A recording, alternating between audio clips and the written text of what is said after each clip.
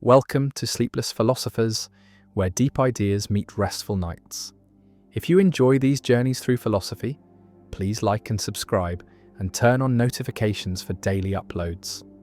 To support the channel, consider leaving a super thanks. Any amount helps us continue creating content. You can also become a member to request video topics. We're not monetized, so your support truly makes the difference. Now let the philosophy begin. The potato paradox.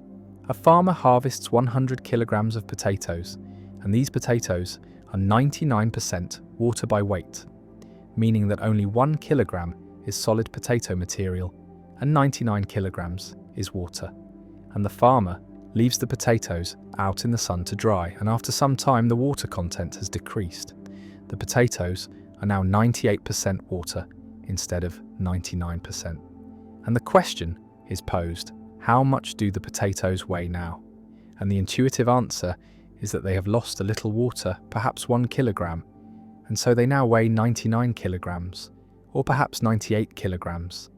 But this intuition is wildly wrong. The correct answer is that the potatoes now weigh 50 kilograms. They have lost half their weight, and this shocking result is the potato paradox. A puzzle about percentages and proportions that reveals how badly human intuition handles these concepts.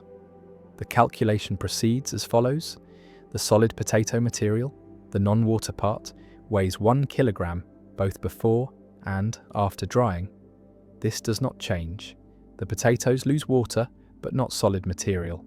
And before drying, this 1 kilogram of solid material represents 1% of the total weight, because the potatoes are 99% water and 1% solid, and after drying, this same 1 kilogram of solid material must represent 2% of the total weight, because the potatoes are now 98% water and therefore 2% solid.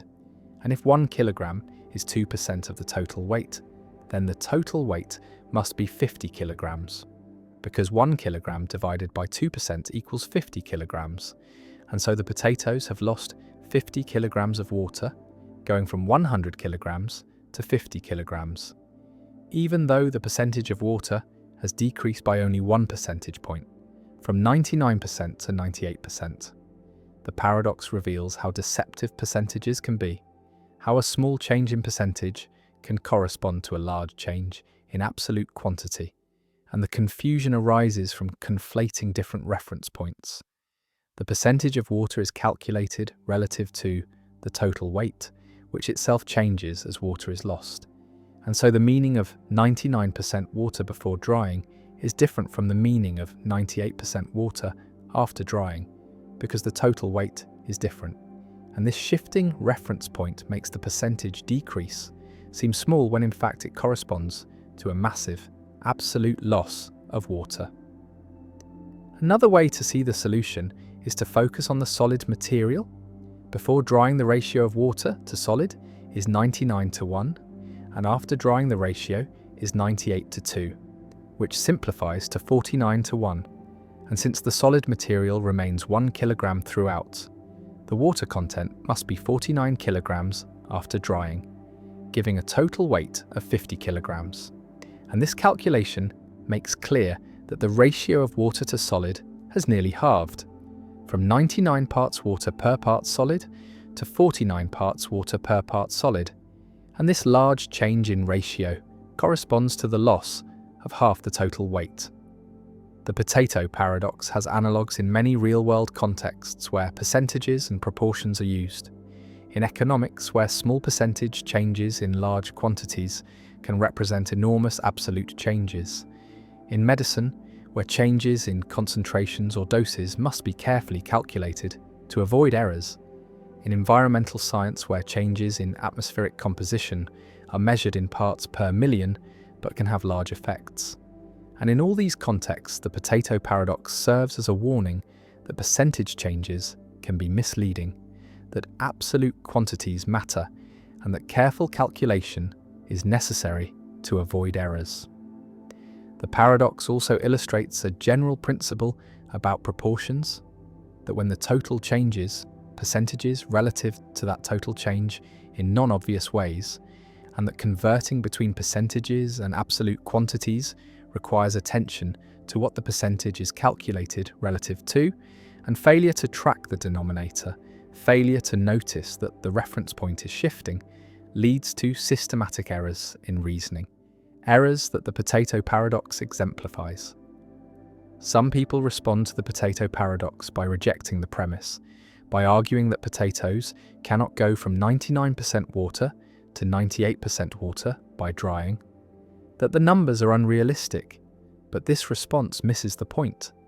The paradox is a thought experiment designed to illustrate mathematical relationships, and while the specific numbers may be exaggerated for effect, the underlying principle is sound, and similar calculations arise in realistic scenarios involving concentrations, dilutions, evaporations, and mixing, and understanding the potato paradox helps avoid errors in these practical contexts.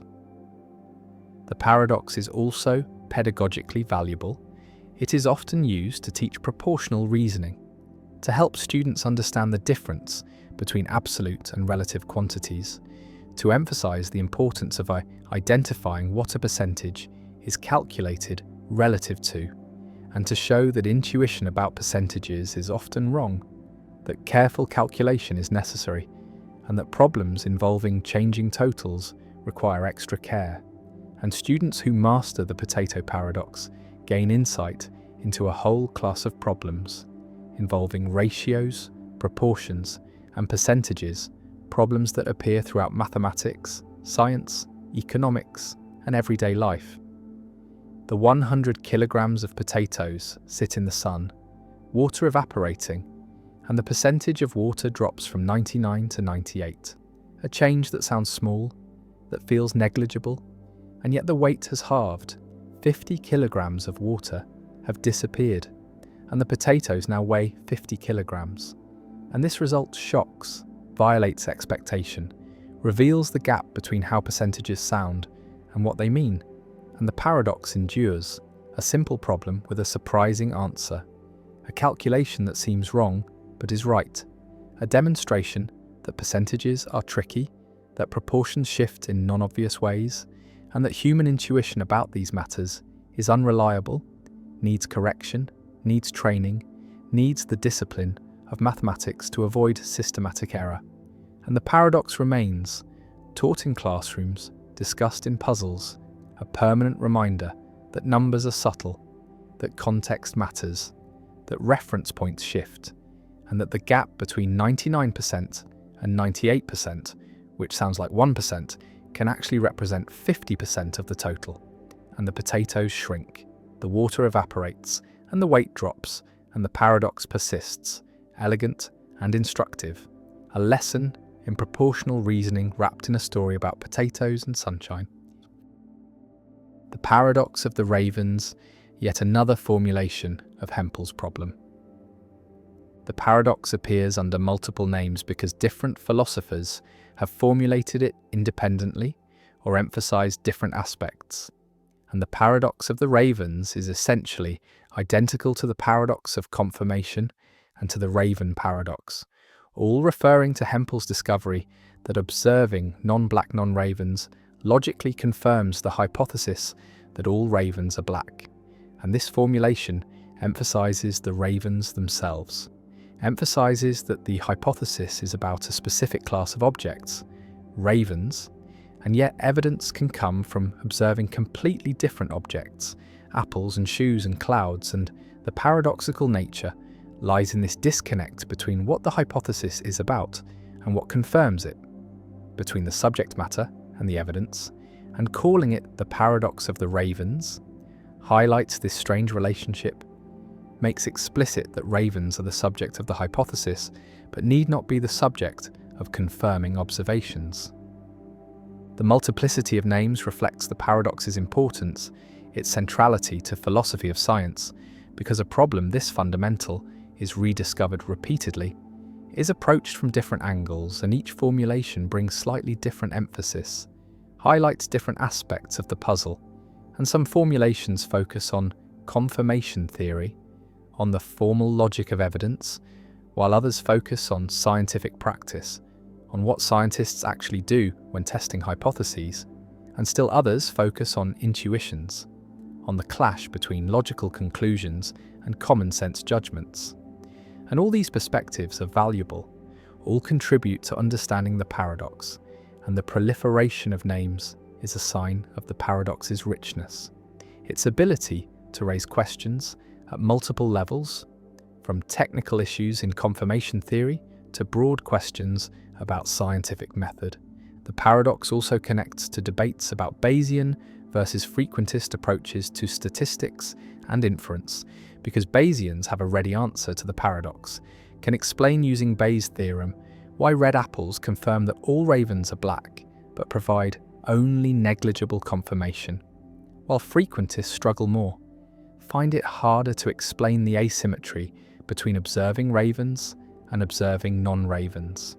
And this has led some philosophers to see the raven paradox as evidence for Bayesianism, as showing that Bayesian methods are better equipped to handle confirmation than classical approaches, though others argue that the paradox is not decisive, that various approaches can accommodate it with appropriate modifications. The paradox remains a standard topic in philosophy curricula, a problem that every student encounters. And despite its age, despite being formulated in the 1940s, it continues to generate discussion, continues to appear in new papers and books, because it is simple enough to explain quickly, deep enough to sustain extended analysis, and challenging enough that no solution is universally accepted. And this combination makes it pedagogically valuable and philosophically important, a paradox that serves both as an introduction to philosophy of science and as a topic for advanced research.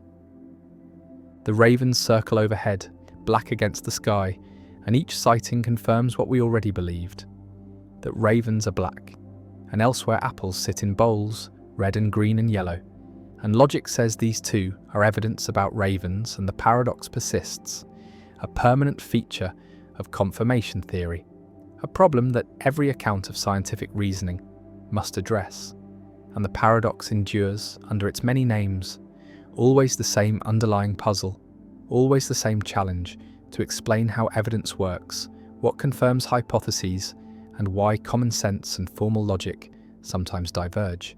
And the paradox of the ravens remains, waiting for each new generation of philosophers to confront it, to propose solutions, to argue about confirmation, and to recognize that even basic concepts in science conceal philosophical depths that resist easy resolution. The paradox of value, why what we need most costs least. An economist contemplates the nature of value, asks what makes things valuable, what determines worth, and observes a fundamental puzzle that prices seem disconnected from importance, that markets assign high prices to luxuries and low prices to necessities, that goods essential for human flourishing cost little while goods that serve vanity or status cost fortunes. And this is the paradox of value, the broader version of the diamond water paradox, the puzzle that spans across all goods and services. And the paradox asks why healthcare is expensive, while entertainment is cheap in some places and the reverse in others, why teachers are paid less than entertainers, why life-saving drugs are affordable in some markets and unaffordable in others, why the allocation of value by markets seems misaligned with human needs, with moral worth, with social importance.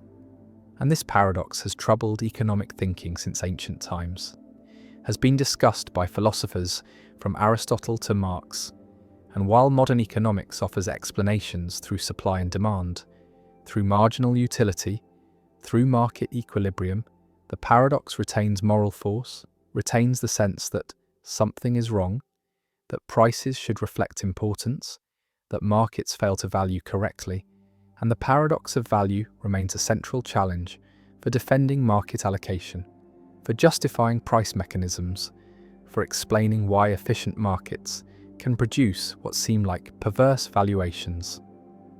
Imagine comparing different goods by their importance to human welfare. And air is essential, sustains life, is necessary for survival, cannot be done without for more than minutes. and yet air is free, has zero price, costs nothing. While gold is non-essential, serves no biological function, is desired only for decoration or a store of value, and yet gold is expensive, costs thousands per ounce, and this comparison illustrates the paradox, shows that necessity and price are inversely related, that the most needed goods are often cheapest and the least needed goods often expensive. And this pattern extends across many goods. Water is cheap, housing varies but is often expensive, healthcare is expensive in many places, education costs are rising, food prices are moderate, while luxuries like jewellery, sports cars, yachts, artwork, all command premium prices.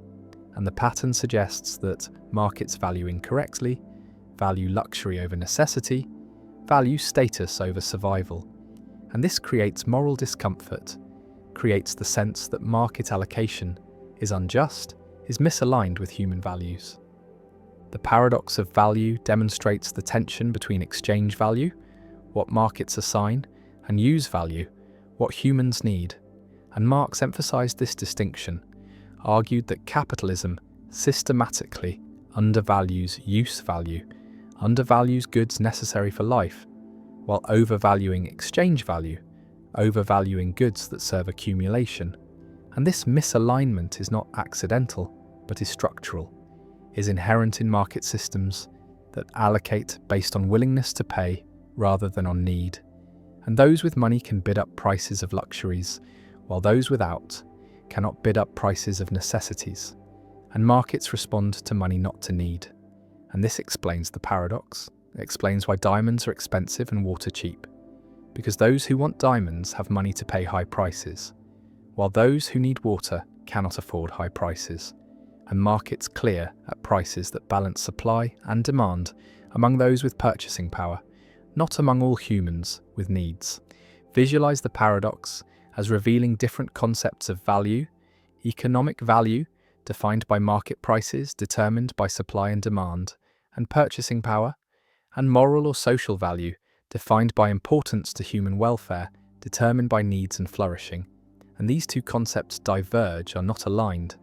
And economic value is amoral, is neutral about what should be valued, reflects only what is valued by those with money to spend, while moral value judges that some goods are more important than others, that necessities matter more than luxuries, that human needs should be prioritized. And the paradox is the gap between these concepts, is the recognition that markets do not track moral value, do not allocate according to importance. And this gap creates the sense that markets are unjust, are inadequate for distributing goods that matter most. One response to the paradox of value is that markets are efficient, are good at allocating resources to maximize satisfaction of preferences weighted by willingness to pay. And while this may not align with moral importance, it is the best available system, is better than alternatives, like central planning, which face information problems and incentive problems. And markets at least respond to decentralized information about preferences, at least allow individuals to make choices. And efficiency does not require tracking moral importance, requires only that resources go to those who value them most as measured by willingness to pay. And this response accepts the paradox, accepts that markets do not and should not track moral value, argues that moral allocation should be achieved through other means, through taxation and redistribution, through public provision of essential goods, through regulation that ensures access to necessities, and markets should be left to allocate efficiently while other institutions address moral concerns. Another response questions whether the paradox is real, argues that necessities actually are valuable, are provided at low cost because markets are efficient at producing them, because competition drives prices down, and the reason necessities are cheap is that we have solved the production problem, have made them abundant, and abundance is good, is the goal. And the paradox mistakes low price for low value, confuses market price with social importance. And in fact, low prices for necessities mean high consumer surplus, mean people benefit greatly from access to cheap necessities. and this is success not failure, is markets working well? Not markets failing, and the paradox dissolves once we recognize that low prices for necessities reflect abundance and efficiency rather than lack of value, and high prices for luxuries reflect scarcity and inefficiency rather than high value. A third response embraces the paradox, accepts that markets misallocate, argues that essential goods should not be left to markets, should be provided through public systems, through universal healthcare, through public education, through subsidized housing, and markets can allocate luxuries, can determine who gets diamonds and yachts. But necessities are different, require different allocation mechanisms, require ensuring universal access regardless of ability to pay. And this social democratic response uses the paradox to argue for limits on markets, for sectors where market allocation is inappropriate, where public provision is necessary, and the paradox becomes an argument for mixed economies, for market allocation in some domains and public allocation in others. The paradox also appears in labour markets, where compensation seems misaligned with social importance, and teachers are paid less than entertainers, nurses less than financiers, social workers less than lawyers, and this pattern suggests that markets undervalue socially important work, undervalue contributions to welfare and education and care, while overvaluing contributions to entertainment and finance. And this creates moral discomfort, creates the sense that labour markets are unjust, and explaining the pattern requires understanding supply and demand for labour, requires recognising that compensation reflects scarcity and productivity as measured by market value, not social importance, and teachers are abundant relative to demand while CEOs are scarce, and market productivity of CEOs as measured by profit contribution exceeds that of teachers, and these factors determine compensation, not social importance. And this explains the pattern but does not eliminate the moral concern, does not resolve the sense that something is wrong with a system that pays entertainers more than educators.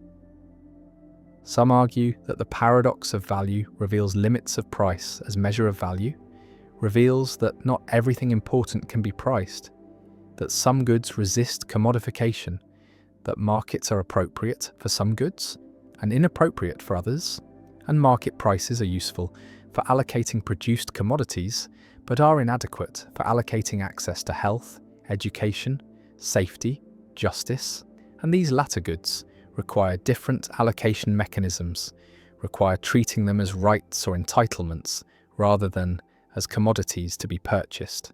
And the paradox supports this view, supports the idea that markets have limits, that not everything should be for sale, that some forms of value resist market logic. The necessities remain cheap, the luxuries remain expensive, and the paradox persists. Prices diverge from importance, exchange value diverges from use value, markets allocate without regard to need, and the pattern continues, and the paradox of value endures as a permanent feature of market systems, endures as a moral challenge to market allocation, and resolving the tension requires either accepting that markets are amoral, are efficient but not just, and supplementing markets with institutions that ensure access to necessities, or rejecting markets for essential goods, replacing market allocation with public provision. And the paradox remains unresolved and troubling, showing that what we need most costs least, that prices do not track importance, that markets value incorrectly from a moral perspective, even if correctly from an economic perspective, and the paradox endures. The phantom limb. Paradox: why missing body parts still feel present. A soldier loses an arm in combat. The limb is amputated, no longer exists, no longer is connected to the body, and yet the soldier feels the arm, feels it present, feels sensations in fingers that are not there, feels the arm moving, feels it itching, feels pain in the missing hand. And this sensation is vivid, is compelling, is indistinguishable from sensations in real limbs. And this is the phantom limb phenomenon. experienced by the vast majority of amputees, where missing body parts continue to be felt, continue to be represented in consciousness. And the paradox is that the brain maintains a representation of a limb that no longer exists, continues to generate sensations attributed to that limb, continues to include it in the body schema, despite clear evidence from vision and from direct inspection that the limb is absent. And this persistence reveals something deep about how the brain constructs body representations, shows that body schemas are not simply reflections of current physical structure, but are neural constructs that can outlive the body parts they represent. And phantom limbs demonstrate that the sense of embodiment is generated centrally, is maintained by brain processes that do not require peripheral input. And the phenomenon raises questions about the relationship between body and brain, about how sensations are localized, about what it means for a body part to be yours when that part no longer exists. Imagine the experience from the inside. You lost your hand months ago. The physical hand is gone, and yet you feel it. Feel the fingers, can feel yourself making a fist, opening the hand, moving fingers that are not there. And these phantom movements feel exactly like real movements, involve the same motor intentions, the same kinesthetic sensations. And sometimes the phantom hand is in uncomfortable positions, cramped or twisted, and you cannot move it, cannot relieve the discomfort. And this frozen phantom is intensely frustrating, is painful, because you feel the limb but cannot control it, cannot adjust it. And the pain is real, is neurological, is generated by the brain but is felt as coming from the missing hand.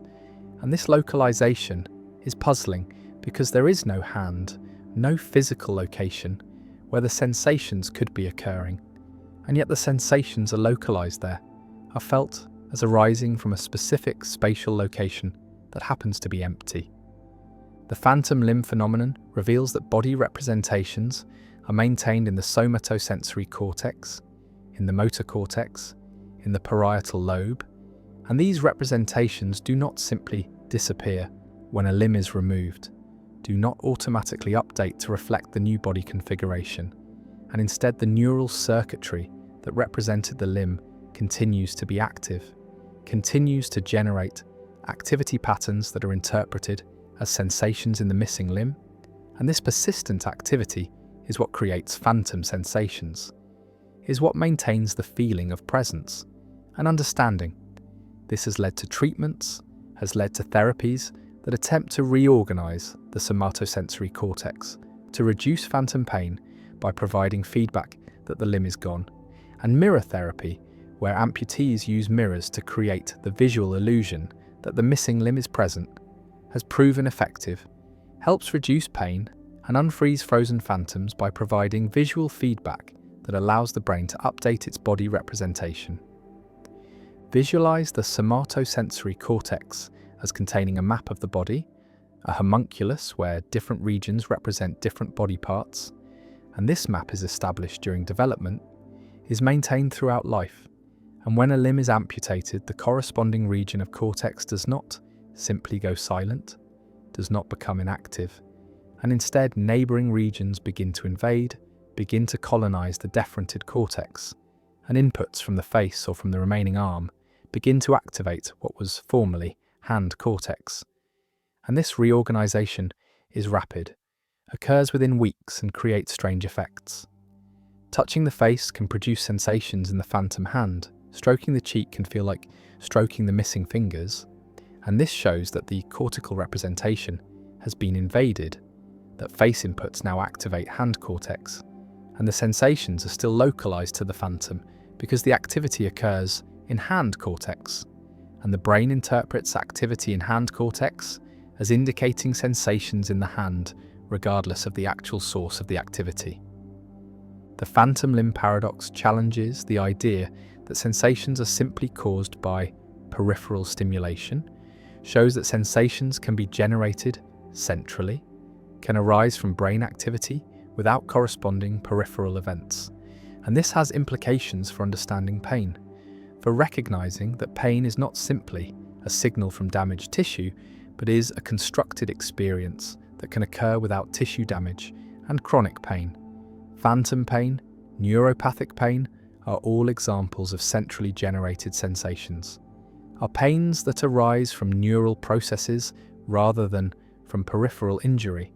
And understanding phantom limbs helps understand these pain conditions, helps develop treatments that target the central nervous system rather than the periphery. The phenomenon also raises philosophical questions about the extended mind, about whether the body is part of the mind or is merely a tool used by the mind, and phantom limbs suggest that the body representation is part of the mind, is a core component of self-representation, and the representation persists even when the body part is gone. And this shows that the mind includes representations of the body, includes body schemas that are not simply passive reflections of physical structure, but are active constructs that shape experience. And the phantom limb is a representation without a referent, is a body part in the mind, but not in the world. And this dissociation shows that minds represent bodies, and representations can outlive what they represent.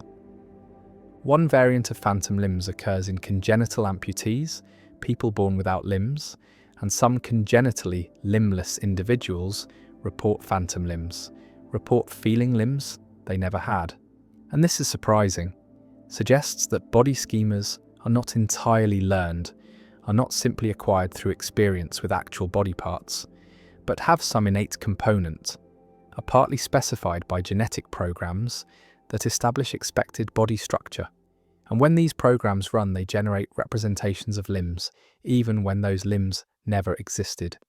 And this shows that body schemas are not simply empirical generalizations from sensory experience, but are structured expectations about what bodies should be like. And the brain generates these representations even in the absence of corresponding body parts. Another implication concerns prosthetics, because if phantom limbs persist, if amputees continue to feel missing limbs, then prosthetics should be designed to interface with these phantom sensations, should provide feedback that is integrated with the phantom, and neuroprosthetics that read motor intentions from the brain or from remaining nerves can be controlled by the phantom, can allow amputees to move prosthetic limbs by moving their phantom limbs. And this creates a seamless interface, allows natural control, and the phantom limb, rather than being a problem, becomes a solution, becomes the interface between brain and prosthetic. And understanding phantoms has been crucial for developing advanced prosthetics that feel natural, that are experienced as extensions of the body rather than as external tools.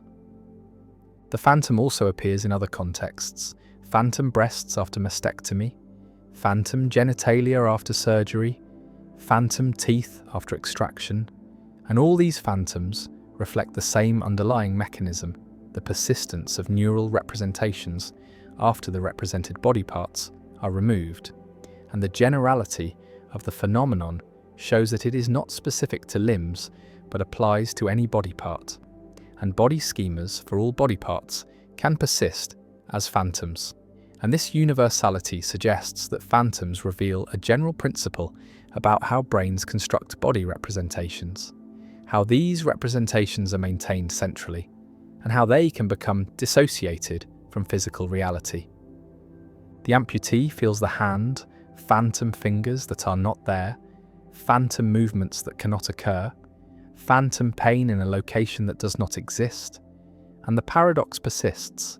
The brain maintains a representation despite the absence of the represented, and phantom limbs reveal that bodies are represented in brains, that these representations are stable, are resistant to updating, are constructed during development and maintained throughout life, and removal of body parts does not remove their representations, and the phantom remains, felt but not present, localized but not located, moving but motionless.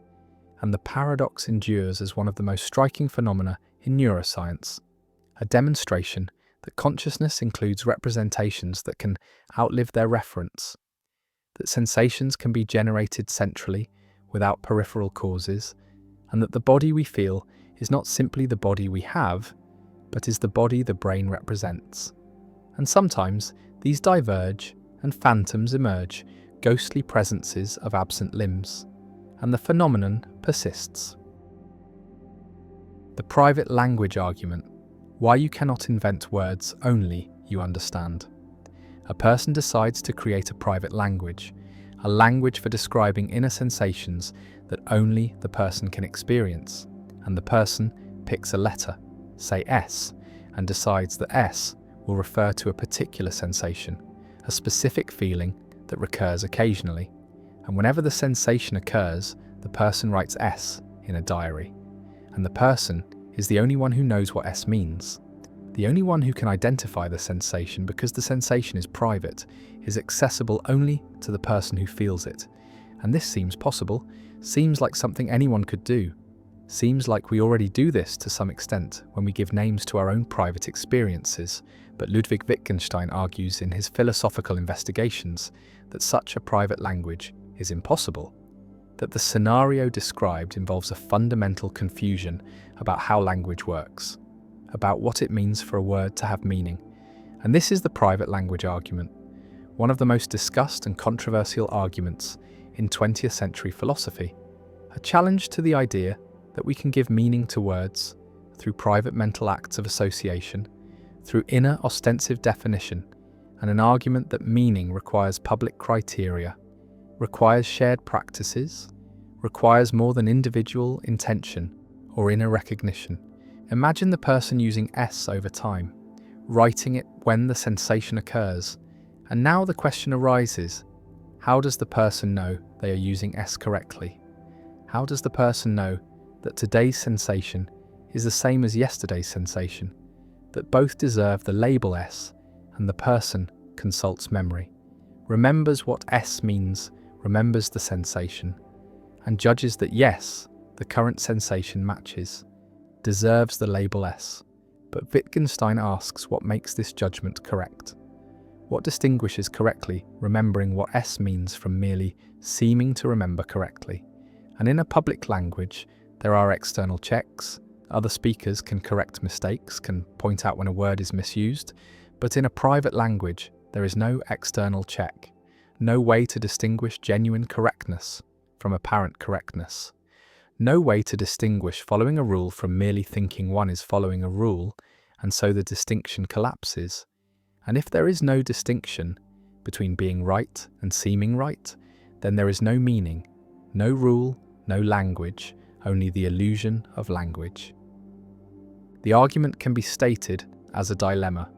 Either the private language user has a criterion for correct use of S, something that determines when S applies and when it does not, or the user has no criterion, and if there is a criterion, then it must be something public, something that could, in principle, be recognized by others, because private criteria are impossible, cannot distinguish correct from incorrect application, and so the language is not really private. And if there is no criterion, then S does not have a meaning, does not refer to anything determinate, is just a mark that the user writes arbitrarily. And either way, private language fails. Either it is not really private, or it is not really language, and the conclusion is that language requires public criteria, requires embedding in shared practices, requires more than inner acts of association. Visualize the private language user checking whether to apply S, looking inward, consulting the memory of what S means, and judging that the current sensation matches. And Wittgenstein compares this to buying several copies of the same newspaper to check whether the first copy was telling the truth. The consultation of memory is not an independent check, not a genuine verification, because memory itself might be mistaken, and there is no way within the private framework to correct memory, no external standard against which to test it. And so the whole enterprise collapses into subjectivity, into whatever seems right is right. And this destroys meaning, makes S meaningless, because there is no distinction between correct and incorrect use. The private language argument has profound implications for philosophy of mind, for theories of consciousness, for the question of whether mental states are purely private, or whether they have public dimensions, and if private language is impossible, then purely private mental states are problematic, are not the kind of thing we can talk about or think about in determinate ways. And this suggests that even our inner lives, even our private experiences are shaped by public language, by shared concepts, by social practices. And there is no purely private realm of experience that exists independent of language and society. One response to the argument defends private language, argues that Wittgenstein's standards for meaning are too strict, that memory can serve as a criterion, even if it is fallible, that we do have private access to our sensations, and that this access, combined with memory, is sufficient to ground meaning. And this response denies that meaning requires public criteria, argues that private ostensive definition is possible, that we can give names to our inner states through acts of attention and association. And while these names might be incorrigible, might admit of no external check, they are still meaningful, still refer determinately to experiences, and the private language argument fails to show otherwise. Another response accepts that individual private language is impossible, but argues that this does not threaten our understanding of consciousness or inner experience, because we do not actually use private language, we use public language to describe our inner states, and words like pain and sensation have public criteria, have behavioural and contextual conditions for application, and so there is no need for private language, no loss if private language is impossible, and the argument's conclusion, rather than being threatening, is liberating, shows that language is essentially social, that meaning is public, and that our inner lives are not sealed off, but are accessible through language and behaviour. A third response questions whether Wittgenstein's argument succeeds, argues that it proves too much, that if private language is impossible, then all language is impossible, because even public language requires individuals to remember meanings, to apply rules based on memory and judgment. And if memory is insufficient for private language, why is it sufficient for public language? And this response suggests that the private language argument creates a general skepticism about meaning that Wittgenstein himself would reject, that the argument needs to be refined to distinguish the legitimate role of memory in public language from the illegitimate role in private language, and making this distinction is difficult.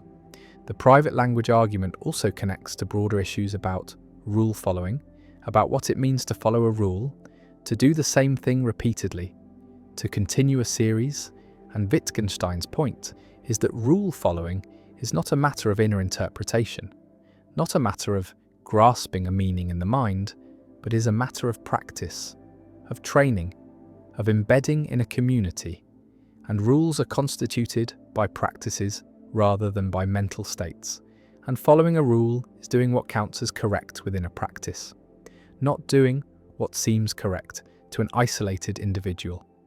And this social account of rules shapes Wittgenstein's philosophy of mathematics, of logic, of language, and underlies the private language argument. The person sits with the diary with entries of S scattered through the pages, and the question remains whether S means anything, whether the person is using language or merely making marks. And Wittgenstein's argument says that without public criteria, without shared practices, without the possibility of correction by others, S is meaningless. The diary is not a record but a pretense, and the private language is not language at all. And the argument persists as one of the most challenging and important arguments in philosophy, an argument that has shaped discussions of meaning, of mind, of consciousness, and of the relationship between language and reality, and whether the argument succeeds remains disputed, remains a matter of ongoing philosophical debate, but its influence is undeniable, has changed how philosophers think about private experience, about meaning, about the conditions that make language possible, and the private language argument endures as a permanent challenge to Cartesian conceptions of mind, to the idea of a purely private inner realm, and to theories that ground meaning in individual mental acts rather than in public practices.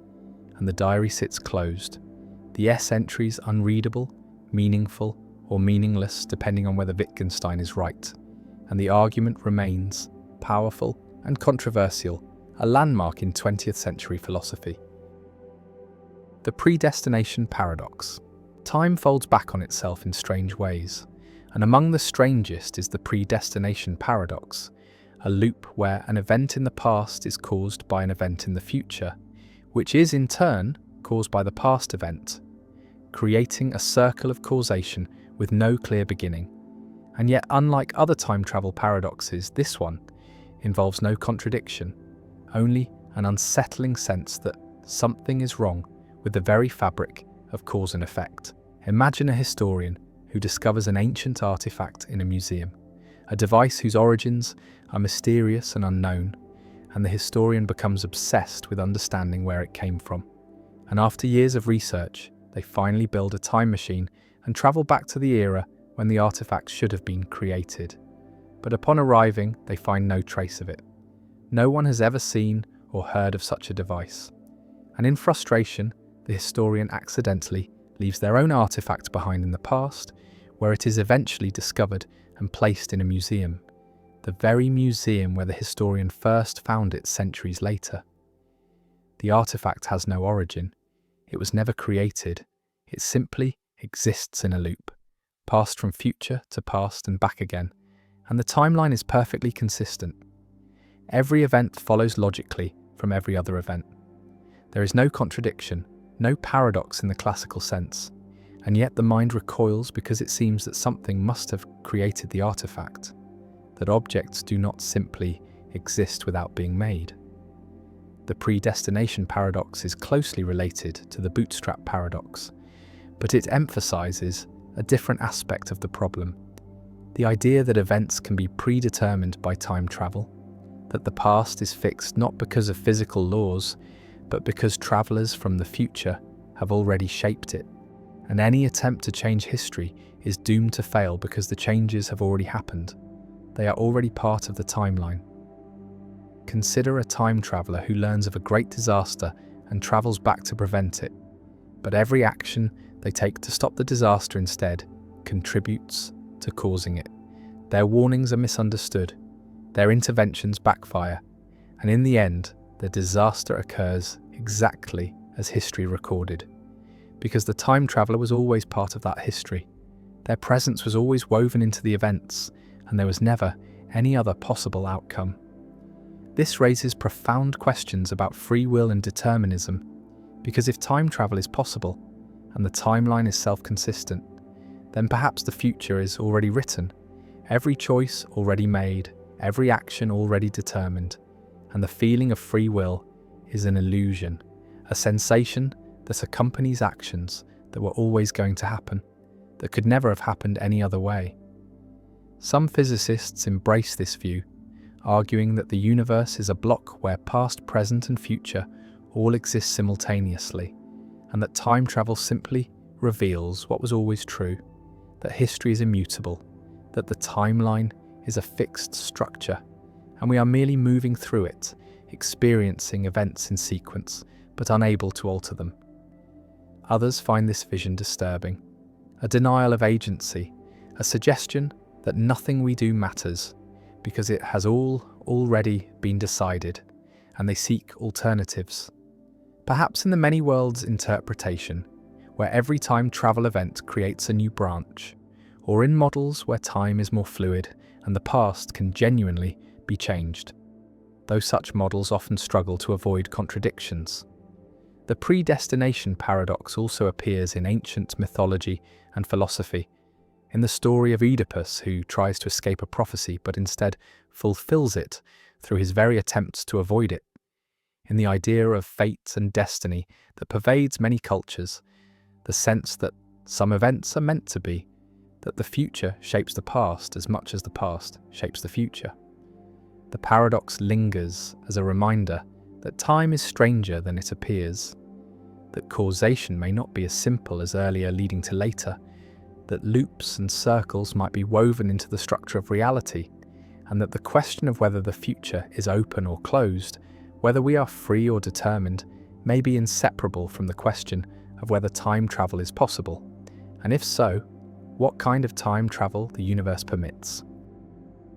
The paradox of tolerance, when being open-minded means destroying open-mindedness.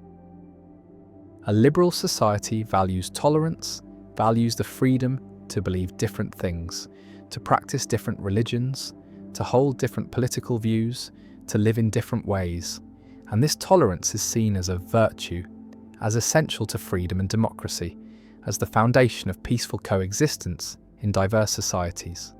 And the principle seems clear: we should tolerate all views and practices, should allow maximum freedom, should not suppress beliefs or ways of life just because we disagree with them. And yet a problem emerges, a paradox first articulated clearly by philosopher Karl Popper in 1945, which asks what a tolerant society should do when faced with intolerance, when confronted by movements that reject tolerance itself, that seek to destroy the open society and replace it with authoritarianism, that demand the right to spread hate and silence opposition. And if the tolerant society tolerates these intolerant movements, if it grants them freedom to organize and spread their views, then the intolerant movements will eventually gain power and destroy tolerance itself, will shut down free speech, will persecute minorities, will end democracy, and the tolerant society will have tolerated itself out of existence. And this is the paradox of tolerance, the recognition that unlimited tolerance leads to the destruction of tolerance, that to preserve a tolerant society, it may be necessary to be intolerant toward intolerance, to refuse to tolerate those who would destroy tolerance. Imagine a democracy where free speech is protected, where all political views are allowed, where movements can organize and campaign and attempt to win power through elections. And now, imagine a fascist movement that explicitly rejects democracy, that promises to seize power and end elections and establish dictatorship. And this movement uses the freedoms of the democratic system to grow, uses free speech to spread propaganda, uses freedom of assembly to recruit followers, uses democratic procedures to gain seats in parliament, and at each stage, the democratic society faces a choice. Do we tolerate this movement? Do we allow it to continue operating within the system, even though its goal is to destroy the system? Or do we suppress it? Do we ban the movement, arrest its leaders, prevent it from spreading its message? And if we suppress it, are we betraying our own principles? Are we becoming intolerant ourselves? And if we do not suppress it, are we complicit in our own destruction? Are we naive? Are we allowing democracy to commit suicide? Popper's answer was that we should not tolerate the intolerant, that tolerance is not a suicide pact, that a society that wishes to remain tolerant must be willing to defend itself against movements that seek to destroy tolerance, and this means that tolerance has limits, that it does not extend to those who would abuse it to eliminate tolerance. And Popper acknowledged that this is paradoxical, that the tolerant society must practice intolerance, must suppress certain views, must limit freedom in order to preserve freedom. But he argued that this is necessary, that the alternative is the death of tolerance, and history supports this. Societies that tolerated fascist movements in the 1920s and 1930s saw those movements seize power and establish brutal dictatorships. And the lesson is that tolerance must be defended, that it cannot be absolute, that there are views and movements that cannot be accommodated within a free society because their goal is to end freedom. But this creates difficult questions about where to draw the line, about which views count as intolerably intolerant, about who decides, about what methods of suppression are legitimate.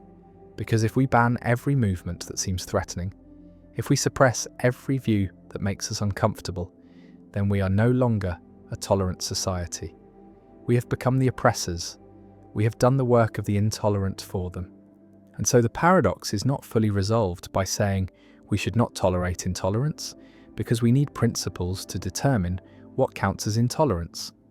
What level of threat justifies suppression, and whether suppression means banning speech, banning organizations, arresting people, or merely refusing to engage, refusing to give platforms, refusing to treat intolerant views as legitimate options in public debate. Visualize a spectrum of intolerance. On one end are views that are merely offensive or unpopular, views that challenge prevailing norms, views that make some people uncomfortable. And these views, even if we find them objectionable, should be tolerated in a free society, should be allowed to be expressed and debated, because tolerance means accepting that people will hold views we dislike. And suppressing offensive views is censorship, is the tyranny of the majority, is the opposite of the tolerance we claim to value. And on the other end of the spectrum are movements that actively seek to destroy democratic institutions, that incite violence, that organize to strip rights from minorities, that threaten the basic conditions of a free society. And these movements, Popper argues, need not be tolerated, can be suppressed to protect the tolerant society.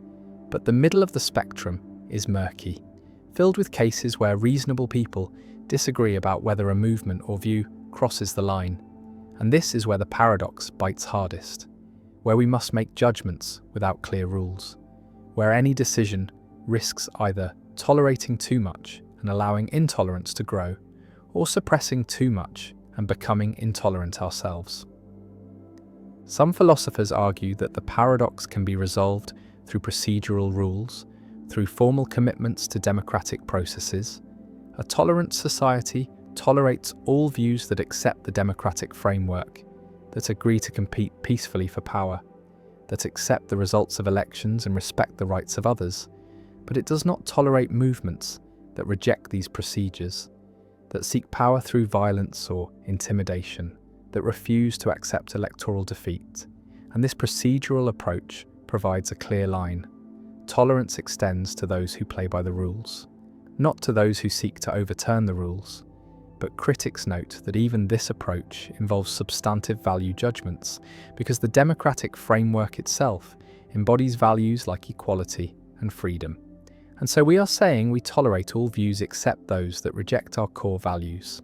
And this is not neutral tolerance, but partisan tolerance, tolerance of a specific range of views that we have already deemed acceptable.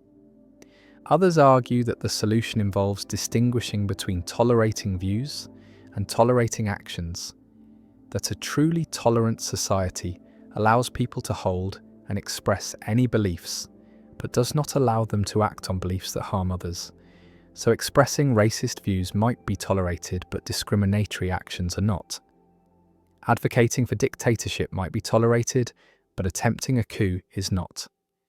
And this distinction seems to preserve free thought and speech while preventing harm, but it faces difficulties, because speech can cause harm, hate speech can incite violence, propaganda can radicalize people, and drawing the line between harmless expression and harmful action is not straightforward.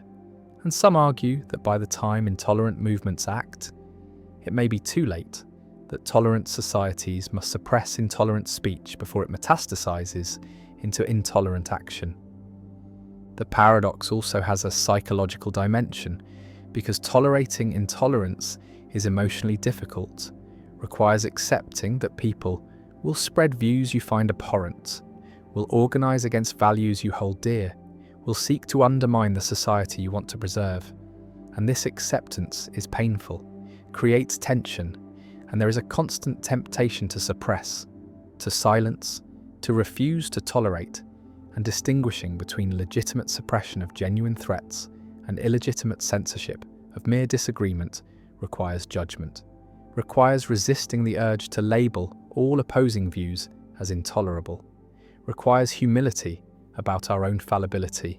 And these are difficult virtues to maintain, especially in polarized times when every political disagreement feels existential.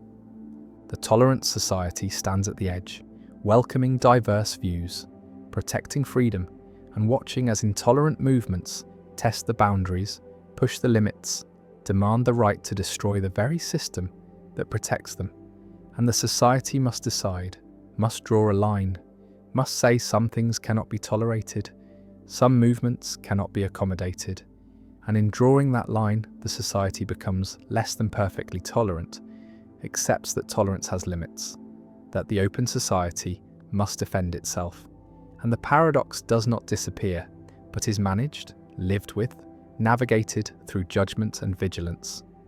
And Popper's warning echoes: unlimited tolerance leads to the disappearance of tolerance, and so tolerance must be limited, must exclude those who would destroy it. And this is not a betrayal of tolerance, but its preservation. Not a contradiction, but a recognition that all principles have boundaries, that values must be defended, and that the truly tolerant society is one that tolerates everything except intolerance. And the paradox remains, uncomfortable and unresolved, a permanent feature of liberal democracy, a reminder that freedom is fragile, that it must be actively maintained, and that tolerance, for all its virtues, is not enough by itself, must be supplemented with vigilance, with judgment, with the willingness to say no, to draw lines, to defend the open society against those who would close it. And the tension persists, always present, always requiring balance, and the paradox endures. The prisoner's dilemma: why rational people choose worse outcomes. Two criminals are arrested, held in separate cells, cannot communicate, and the prosecutor offers each the same deal. Testify against your partner and you go free while your partner gets 10 years, or stay silent, and if your partner also stays silent, you both get 1 year for a lesser charge. But if you stay silent and your partner testifies, then you get 10 years and your partner goes free. And if you both testify, you both get 5 years, and each prisoner must decide independently, without knowing what the other will choose. And the rational analysis is straightforward. From each prisoner's perspective, testifying dominates staying silent. If your partner stays silent, you get freedom by testifying versus 1 year by staying silent.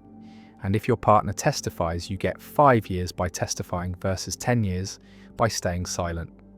So regardless of what your partner does, you're better off testifying. And since both prisoners reason this way, both testify, both get 5 years, and yet if both had stayed silent, both would have gotten only 1 year. And so rational individual decision-making produces a collectively worse outcome. And this is the prisoner's dilemma, one of the most important concepts in game theory, a demonstration that individual rationality can lead to collective irrationality, that pursuing self-interest can harm everyone, including yourself. And the dilemma has applications across economics, politics, environmental policy, international relations, and reveals fundamental tensions between individual and collective good, between rationality and cooperation. Imagine being one of the prisoners, sitting in the cell, considering your options, and you reason: if I stay silent, I get either 1 year if my partner stays silent, or 10 years if my partner testifies. And if I testify, I get either freedom if my partner stays silent, or 5 years if my partner testifies. And comparing these, testifying is better in both cases, gives me a better outcome regardless of what my partner does. And this is a dominant strategy, a strategy that is best no matter what others do. And rationality seems to require choosing your dominant strategy. And so you testify, and your partner reasons the same way, also testifies, and you both get 5 years. And looking back, you realize that if you had both stayed silent, you would both be better off, would both get only 1 year, but you had no way to ensure your partner would stay silent, no way to trust. And without trust, the rational choice is to testify, even though cooperation would benefit both. The prisoner's dilemma demonstrates the difference between Nash equilibrium, a state where no player can improve by changing strategy unilaterally, and Pareto optimality, a state where no one can be made better off without making someone worse off. And in the dilemma, both testifying is a Nash equilibrium, because neither prisoner can improve by switching to silence if the other is testifying. But both testifying is not Pareto optimal, because both could be better off if both stayed silent. And this divergence between equilibrium and optimality is what creates the dilemma, shows that rational individual decision-making can get stuck in suboptimal outcomes, can fail to reach mutually beneficial cooperation. Visualize the dilemma as a payoff matrix. Rows represent prisoner A's choices, columns represent prisoner B's choices, and the cells show the outcomes. And the structure reveals that mutual cooperation yields better outcomes than mutual defection. But cooperation is risky, is vulnerable to exploitation, and defection is safe. Is the rational choice if you cannot trust your partner. And the dilemma captures this tension between cooperation and defection, between trusting others and protecting yourself. And this tension is ubiquitous, appears in countless real-world situations, from arms races to environmental agreements to business competition. The prisoner's dilemma has multiple variants: iterated prisoner's dilemma, where the same players interact repeatedly. An iteration changes the analysis because future interactions create incentives for cooperation, create opportunities for reputation building and retaliation, and strategies like tit for tat, where you cooperate initially and then mirror your partner's previous choice, perform well in iterated games, achieve cooperation through reciprocity. And this shows that repeated interaction can solve the dilemma, can enable cooperation even among self-interested rational agents. And real-world interactions are often repeated, are embedded in ongoing relationships, and this repetition facilitates cooperation, makes trust possible. Another variant is the multiplayer prisoner's dilemma, also called the tragedy of the commons, where many individuals face the choice between cooperating, restraining themselves for collective benefit, or defecting, pursuing individual benefit at collective cost. And examples include overfishing, pollution, climate change, where each individual's rational self-interest leads to collective disaster. And the tragedy of the commons shows that the prisoner's dilemma scales applies to large groups. And the problem is even harder with many players because coordination is more difficult, free riding is easier, and collective action problems arise, and solving these requires institutions, requires mechanisms for enforcement, for monitoring, for punishing defectors. And this is why societies have laws, have regulations, have enforcement mechanisms, because voluntary cooperation is difficult to sustain in large groups facing prisoners' dilemmas. The dilemma also has implications for moral philosophy, for understanding ethics and rationality, because the dilemma shows that rationality and morality can conflict, that the rational choice is to defect, to pursue self-interest, but the moral choice is to cooperate, to consider collective welfare. And this conflict challenges theories that equate rationality with morality, shows that purely self-interested rationality is insufficient for social welfare, requires supplementation with moral considerations, with concern for others, and various moral theories respond differently. Consequentialism might argue that the rational thing is to cooperate because outcomes matter. Contractarianism might argue that rational agents would agree to constraints on defection to avoid mutual harm.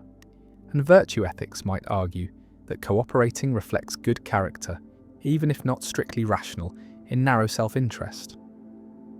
One lesson from the prisoner's dilemma is the importance of institutions, of mechanisms that change incentives, that make cooperation rational, and laws that punish defection, contracts that bind parties, monitoring systems that detect cheating, all serve to solve prisoners' dilemmas. All transform situations where defection is rational into situations where cooperation is rational. And understanding the dilemma helps design better institutions, helps create systems where individual incentives align with collective good. And much of economics and political science concerns this problem, concerns how to structure institutions to promote cooperation in dilemma-like situations. Another lesson is the importance of communication, of trust building, of reputation, because in real-world dilemmas, players can communicate, can make commitments, can observe each other's behavior over time, and these factors facilitate cooperation, make it easier to coordinate on the cooperative outcome. And experiments show that allowing communication increases cooperation rates dramatically in prisoners' dilemmas. And this is why diplomacy matters, why negotiation matters, why building relationships matters, because these processes enable cooperation even when individual incentives favor defection. The prisoners sit in separate cells, cannot communicate, face the choice, and rational analysis drives them both to testify, to defect, even though cooperation would benefit both. And the dilemma reveals that rationality is not enough, that collective outcomes require more than individual optimization, require cooperation, trust, institutions, repeated interaction, communication, and the prisoner's dilemma remains one of the most important concepts in social science, a simple game that captures fundamental tensions in social life, that shows why cooperation is difficult, why self-interest can be self-defeating, why rational agents can fail to achieve optimal outcomes, and the dilemma persists as a permanent challenge to theories of rationality, to assumptions about markets and institutions, and as a tool for understanding why societies need laws, norms, enforcement, reputation, communication, all mechanisms that help solve dilemmas, that enable cooperation despite individual incentives to defect. And the prisoners testify, and both lose more than they needed to, and the dilemma endures. The 5 phenomenon, why motion is an illusion your brain creates. 2 lights flash in sequence. First, one light turns on and off. Then a moment later, another light nearby turns on and off. And yet what you perceive is not 2 separate flashes, but a single light moving from the first position to the second. Continuous motion where there is none. Smooth travel through space that never occurred. And this is the 5 phenomenon, discovered by Max Wertheimer in 1912, a fundamental illusion that reveals how the brain constructs the perception of motion, shows that motion is not simply detected from sensory input, but is created, is synthesized by the visual system from discrete static images. And the 5 phenomenon is the principle behind movies and television, where still frames flashed rapidly create the illusion of continuous motion, where characters seem to move smoothly when they are really just a sequence of frozen images. An understanding fee reveals that all motion perception involves construction, involves the brain interpreting changes and inferring movement. And motion is not a basic sensory property, but is a higher level interpretation, a perceptual inference that usually corresponds to reality, but can be fooled, can be triggered by appropriate sequences, even when nothing actually moves. And the 5 phenomenon stands as evidence that perception is actively constructed rather than passively recorded, that what we see is not simply what is there, but is what the brain interprets as being there. Imagine the experimental setup. 2 dots on a screen, separated by some distance, and the first dot appears briefly, vanishes, then after a short delay, the second dot appears, and if the timing and spacing are right, you do not see 2 sequential flashes, but see 1 dot moving from the first position to the second, sliding smoothly across the space between them. And this apparent motion, this phi, is so compelling that it feels exactly like real motion, indistinguishable phenomenologically from watching an object actually travel through space. And yet nothing moved. No object traversed the gap. There were only 2 separate stationary flashes, and the motion exists only in your perception, is constructed by your brain from the temporal sequence. The 5 phenomenon reveals that the visual system assumes continuity, assumes that when similar stimuli appear in nearby locations in rapid succession, they are probably the same object in motion. And this assumption is usually correct, is how motion in the real world works. Objects move continuously from place to place, and perceiving them as moving requires detecting this spatio-temporal pattern, and the visual system has evolved to detect this pattern efficiently, to infer motion from sequences of static retinal images, and phi exploits this mechanism, presents the pattern without the actual motion, and the brain responds as it normally does. constructs motion perception, and the illusion demonstrates that motion is not directly given in sensation, but is computed from changes in position over time. Visualize motion perception as involving motion detectors, neurons that respond to changes in position, to objects moving across the visual field, and these detectors can be activated by real motion or by appropriate sequences of static stimuli. And phi activates these detectors, creates the neural signature of motion without actual motion. And the brain cannot distinguish between motion signals caused by real movement and motion signals caused by phi sequences. And so phi creates genuine motion perception, creates the subjective experience of seeing something move. And this shows that motion perception is a neural state that can be produced by different causes, by real motion or by well-timed sequences. And the experience is the same, regardless of cause. The phi phenomenon differs from other apparent motion phenomena, differs from beta motion, which is pure displacement without phenomenal movement, differs from stroboscopic motion, which is the specific type of motion seen in films, and phi is the perception of smooth, continuous movement, is the most compelling type of apparent motion.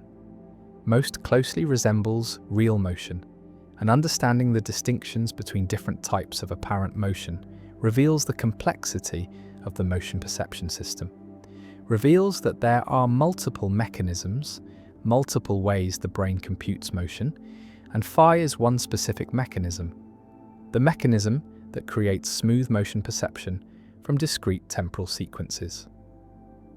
Gestalt psychologists like Wertheimer used phi to argue against elementalist theories of perception, against theories that said perception is built up from simple sensations combined according to associations, and phi shows that perception is not a sum of elements, not a combination of two flashes, but is a holistic interpretation, is motion that emerges from the relationship between flashes, and the whole is different from the sum of parts. And this Gestalt insight-shaped psychology influenced how perception came to be understood as involving organization and interpretation rather than simple sensation.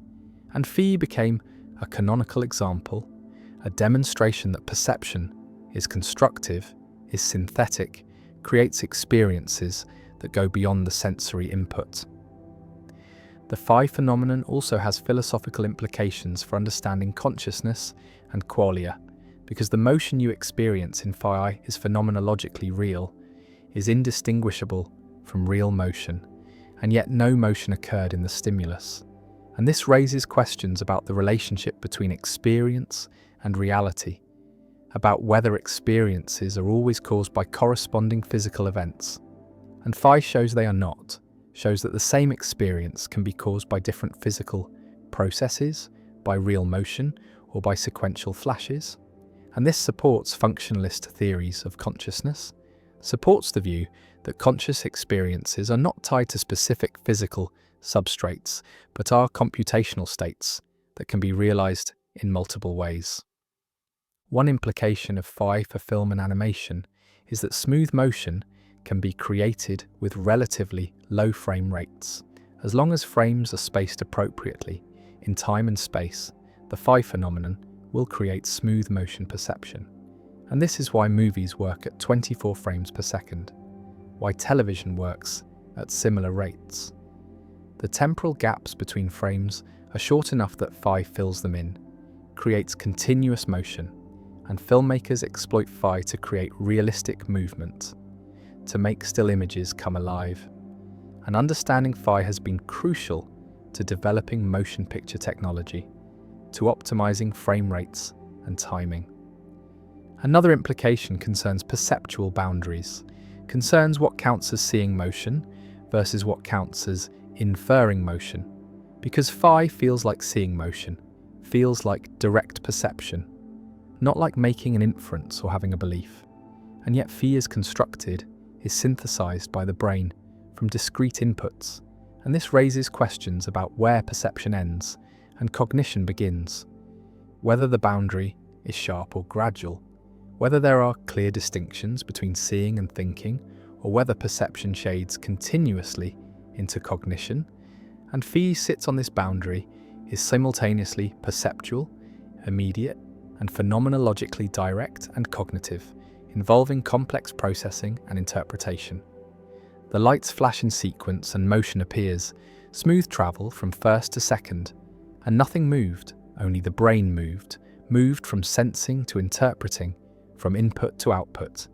And phi emerges, motion created from stillness, continuity created from discontinuity, and the phenomenon reveals the constructive nature of perception, reveals that experience is not a mirror of reality, but is a model constructed by the brain, a model that usually tracks reality accurately, but can be manipulated, can be triggered by artificial sequences, and the phi phenomenon endures as one of the foundational discoveries in perceptual psychology, a demonstration that motion is not given but is made, is not detected but is computed, and every motion you see, real or apparent, involves this same computation, this same construction, and phi makes the construction explicit, shows that what seems most immediate, most directly perceived, is actually mediated, is processed, is inferred, and motion is an illusion, a useful, accurate illusion usually,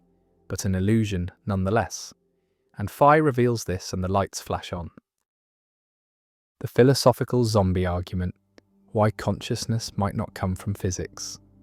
A creature walks among us that looks exactly like a human being, molecule for molecule identical, atom for atom the same, every neuron firing in the same patterns, every behavior perfectly matched. And this creature speaks as we speak, acts as we act, responds to pain by withdrawing, to beauty by smiling, to loss by crying, and yet inside there is nothing.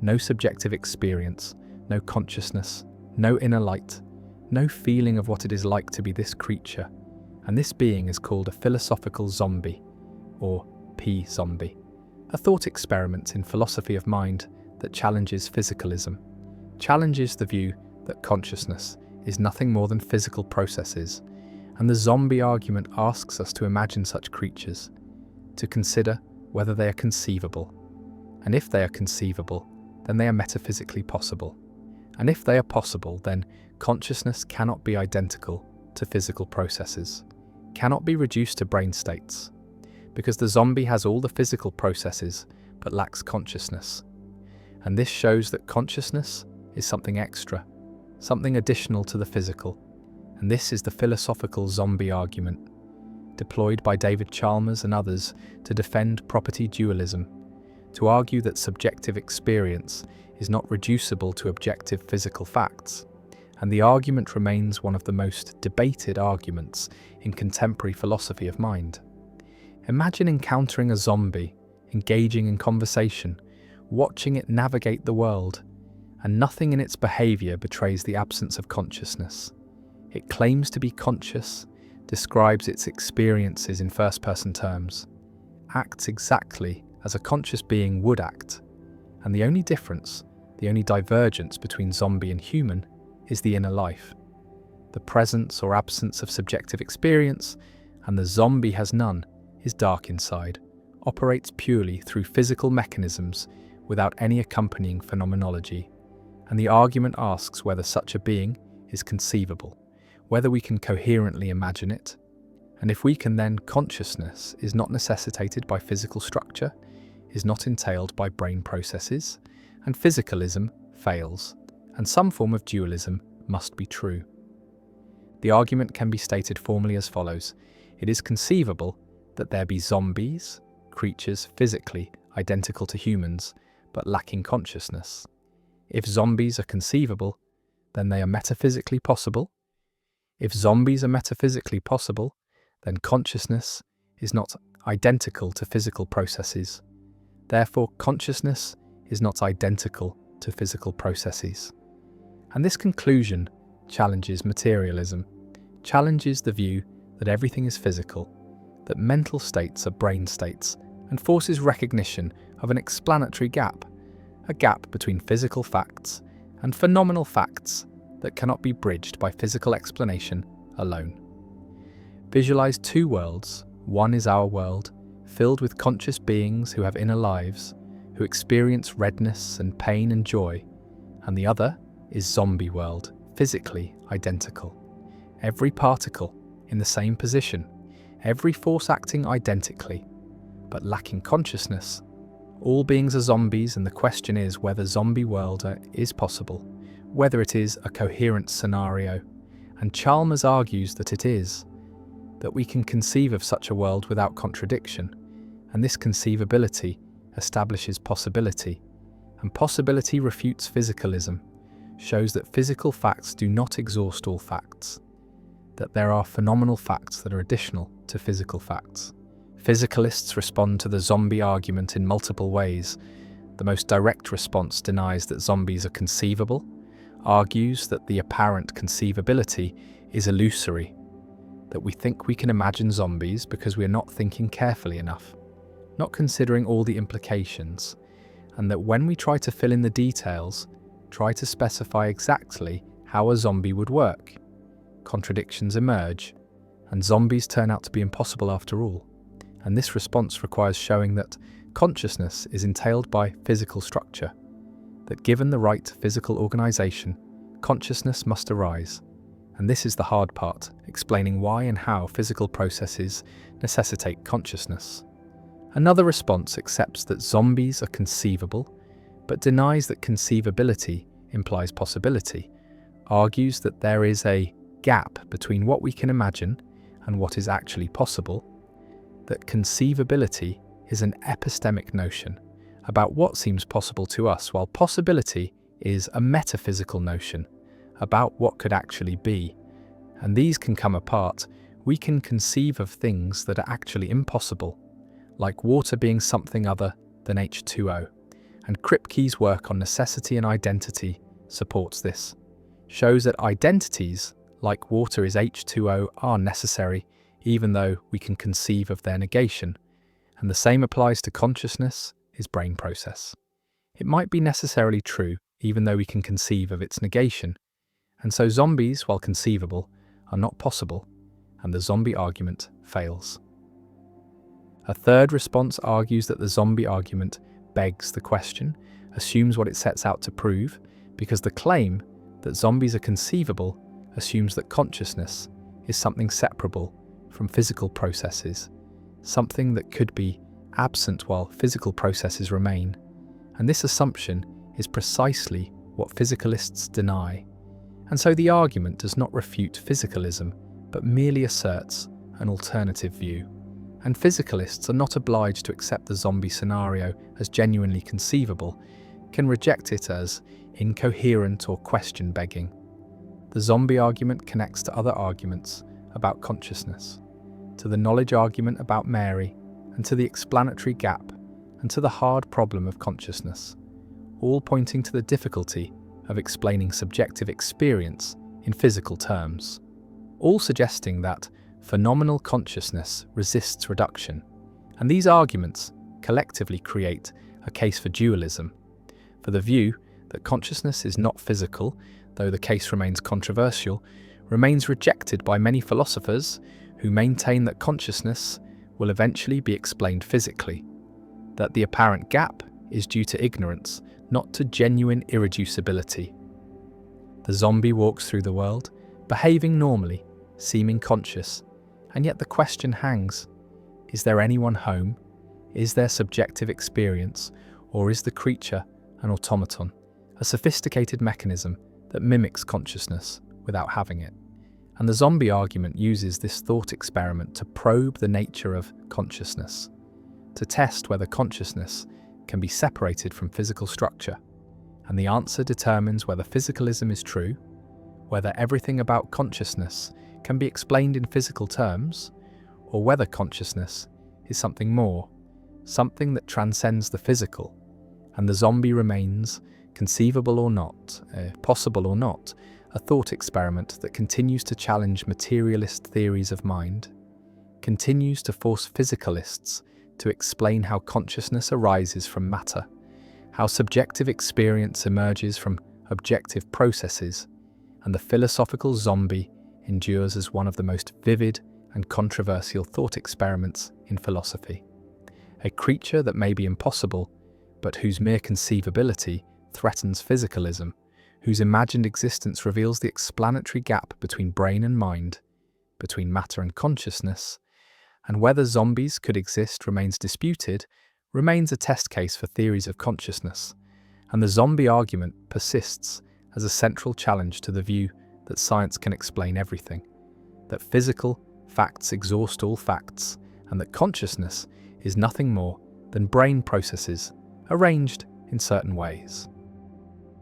The Preface Paradox.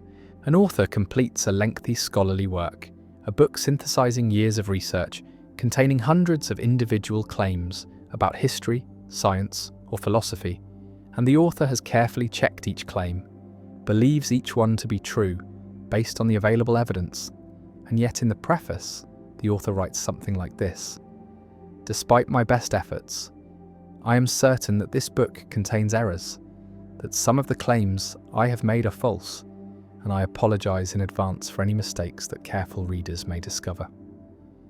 This acknowledgement is standard, even expected in academic writing, a gesture of intellectual humility, an admission that no human work is perfect.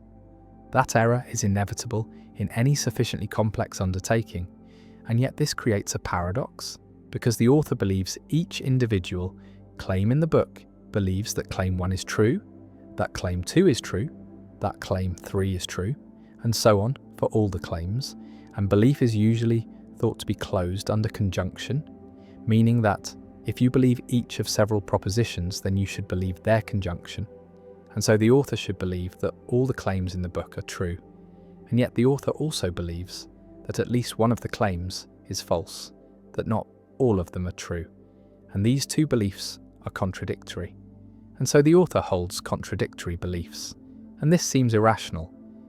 Yet the author's behaviour seems entirely reasonable. Both the individual beliefs and the belief that some of them are false seem justified, and so the preface paradox reveals a tension between rationality and consistency, between what it is reasonable to believe and what logic says about the relationships between beliefs. The paradox was first articulated clearly by David Mackinson in 1965, though related issues had been discussed earlier, and it challenges the principle that rational belief is closed under conjunction, that if you rationally believe P and rationally believe Q, then you must rationally believe P and Q, because in the preface case, the author rationally believes each claim individually, but rationally believes that their conjunction is false, or at least that the conjunction is likely to contain errors. One response is to reject closure, to argue that rational belief is not closed under conjunction, that it is possible to rationally believe many individual propositions without rationally believing all of them together, especially when the number of propositions is large and the probability that each is true, while high, is less than certainty. Because if each claim has a 99% chance of being true, then a book with 100 claims has only about 37% chance of having all its claims be true, and so it is perfectly rational to believe each claim while doubting that all are true. Another response is to distinguish between degrees of belief, arguing that the author assigns high credence to each individual claim, perhaps 99%, but assigns lower credence to the conjunction of all the claims, and that there is no contradiction here, only a recognition that confidence decreases as the number of independent claims increases. And this response draws on probabilistic or Bayesian approaches to rational belief, where belief comes in degrees rather than being all or nothing, and where the probability of a conjunction is the product of the probabilities of the conjuncts, if they are independent, and so the probability that all claims are true can be much lower than the probability that any particular claim is true. A third response is to argue that the author's belief in the preface, the belief that the book contains errors, is of a different kind than the beliefs in the individual claims, that it is a higher order belief about the author's own fallibility rather than a first order belief about the subject matter of the book, and that there is no direct contradiction between believing that you are generally fallible and believing specific claims, just as there is no contradiction in a weather forecaster believing that their forecasts are occasionally wrong while believing that today's forecast is correct. The preface paradox connects to broader issues in epistemology about the nature of rational belief, the role of evidence, the significance of consistency, and whether it is possible for a rational agent to knowingly hold inconsistent beliefs. And while inconsistency is generally considered a mark of irrationality, the preface paradox suggests that there are cases where inconsistency, or at least apparent inconsistency, is unavoidable and perhaps even required by rationality, because to refuse to acknowledge the possibility of error when error is statistically almost certain would itself be a form of irrationality, a failure to properly calibrate beliefs to the evidence. The paradox also relates to the lottery paradox, another puzzle about rational belief and probability, where you rationally believe of each ticket in a large fair lottery that it will not win, but you also rationally believe that some ticket will win, and again rational belief seems to violate closure under conjunction, and together these paradoxes suggest that the classical logical picture of belief, where beliefs are consistent sets of propositions closed under logical consequence, may not accurately capture how rational agents actually form and maintain beliefs in conditions of uncertainty. The preface paradox has practical implications for how we think about knowledge and expertise, because it suggests that experts, even while justifiably confident in their individual judgments, should maintain an overall humility about the possibility of error. And this humility is not a sign of weakness or uncertainty, but a recognition of the statistical reality of human fallibility. And it supports practices like peer review, replication, and open debate, all of which are mechanisms for catching errors that individual researchers, despite their care and expertise, are likely to make. The paradox also raises questions about the ethics of assertion and testimony, about what it is permissible to assert or to claim as knowledge. Because if the author knows that the book contains errors, in the sense of being confident that at least one claim is false, then is it honest to present the book as if all the claims are true, or should every claim be hedged with qualifications and caveats? And if so, would this not make communication impossibly cumbersome? And yet, if we present claims without hedges, do we mislead our audience? Do we pretend to a certainty we do not possess? And these questions have no easy answers, and different contexts may call for different standards of assertion, with scientific writing allowing for the acknowledgement of fallibility in a way that courtroom testimony or medical diagnosis may not. The author sits with the completed manuscript, proud of the work yet aware of its limitations, believing each sentence yet doubting the whole, and this dual attitude, far from being irrational, seems to be the mark of a careful and honest thinker, someone who takes seriously both the evidence for individual claims and the statistical likelihood of error. And the preface paradox forces recognition that rationality is more complex than simple consistency, that the principles governing rational belief must accommodate uncertainty, fallibility, and the limits of human cognition, and that sometimes the rational response to evidence is to hold beliefs that are, in a technical sense, inconsistent. And this inconsistency is not a flaw to be corrected, but a feature of how finite minds navigate an uncertain world.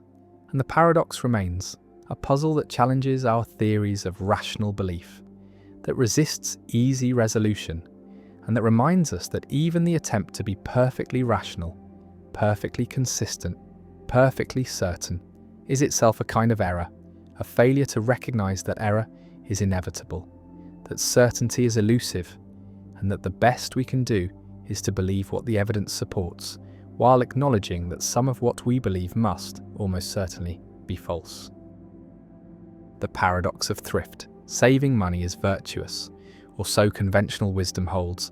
The careful individual who sets aside a portion of income, who resists the temptation to spend frivolously, who builds reserves against uncertain futures, is praised for responsibility and prudence.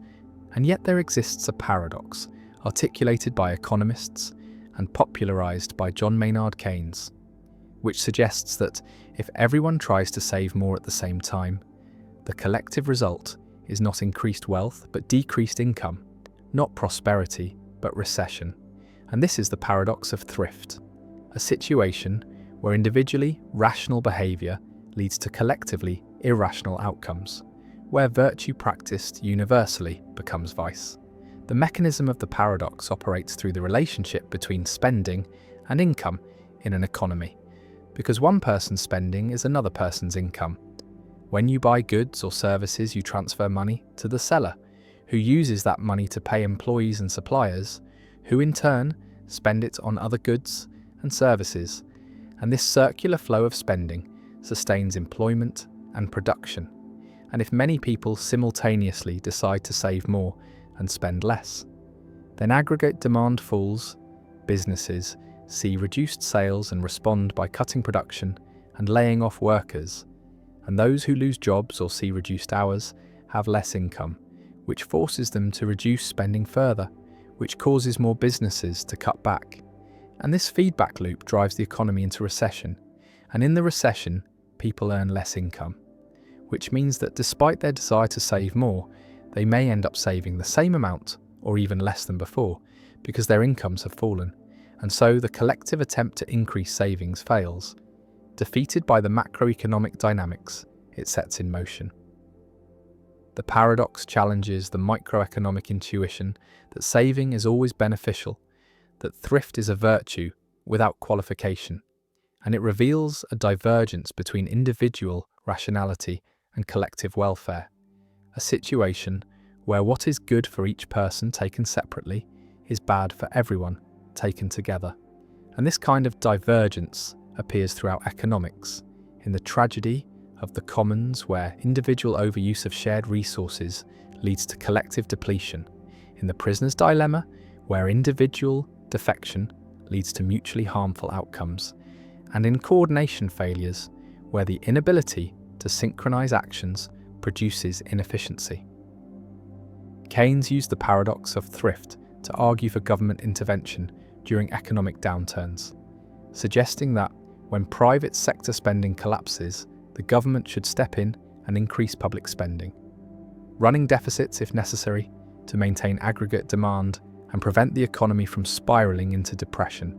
And this idea became a cornerstone of Keynesian economics, influencing policy responses to recessions for decades, though it remains controversial, with critics arguing that government spending is inefficient, that deficits impose costs on future generations, that markets are self-correcting and will eventually restore full employment without intervention, and that the paradox of thrift does not apply in the long run because savings finance investment, which increases productive capacity and future income.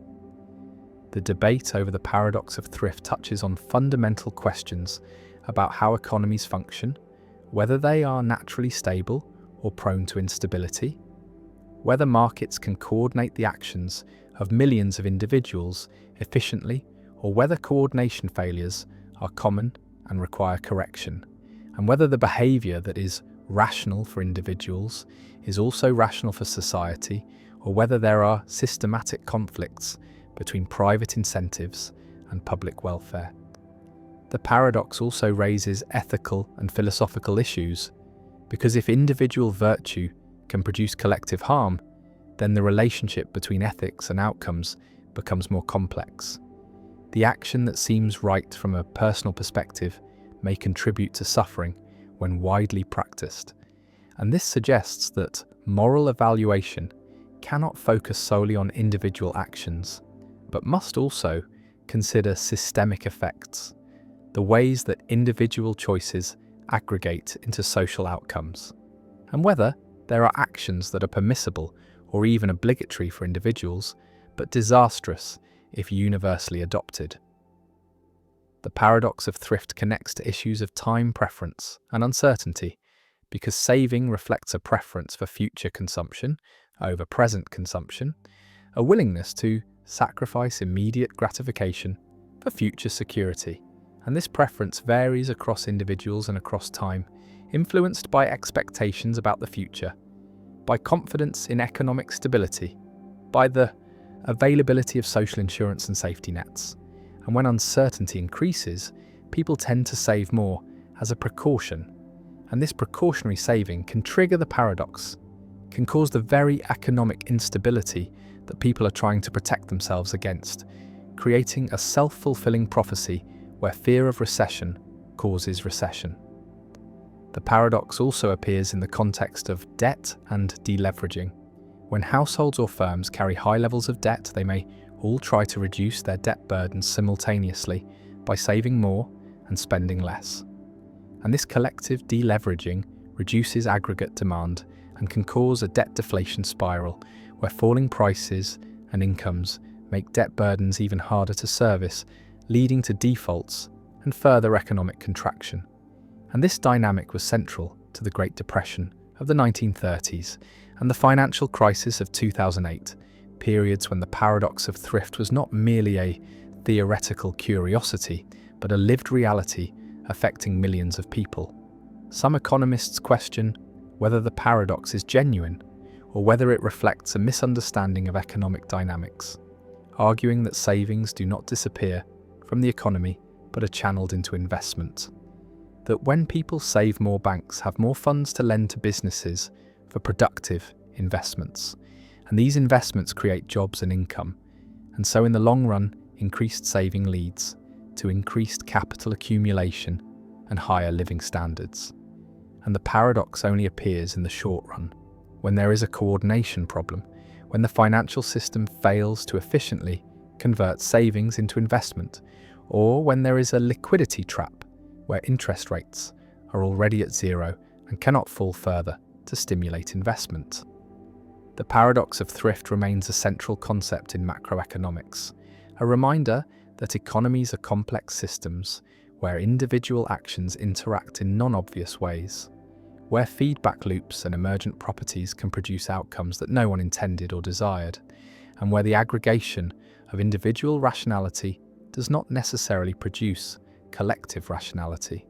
And it stands as a challenge to simplistic economic thinking, to the idea that what is good for one is good for all, to the belief that markets automatically harmonize individual interests with social welfare, and it forces recognition that economic policy cannot be based solely on microeconomic principles, that understanding the economy requires attention to aggregate demand, to expectations and confidence, to the circular flow of income and spending, and to the possibility that individually prudent behavior can, under certain conditions, create collective disaster.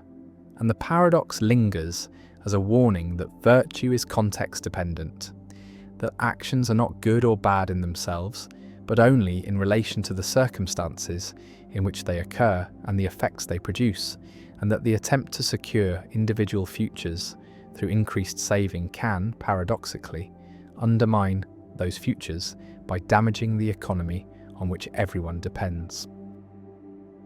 The paradox of non-being, how nothing cannot be talked about.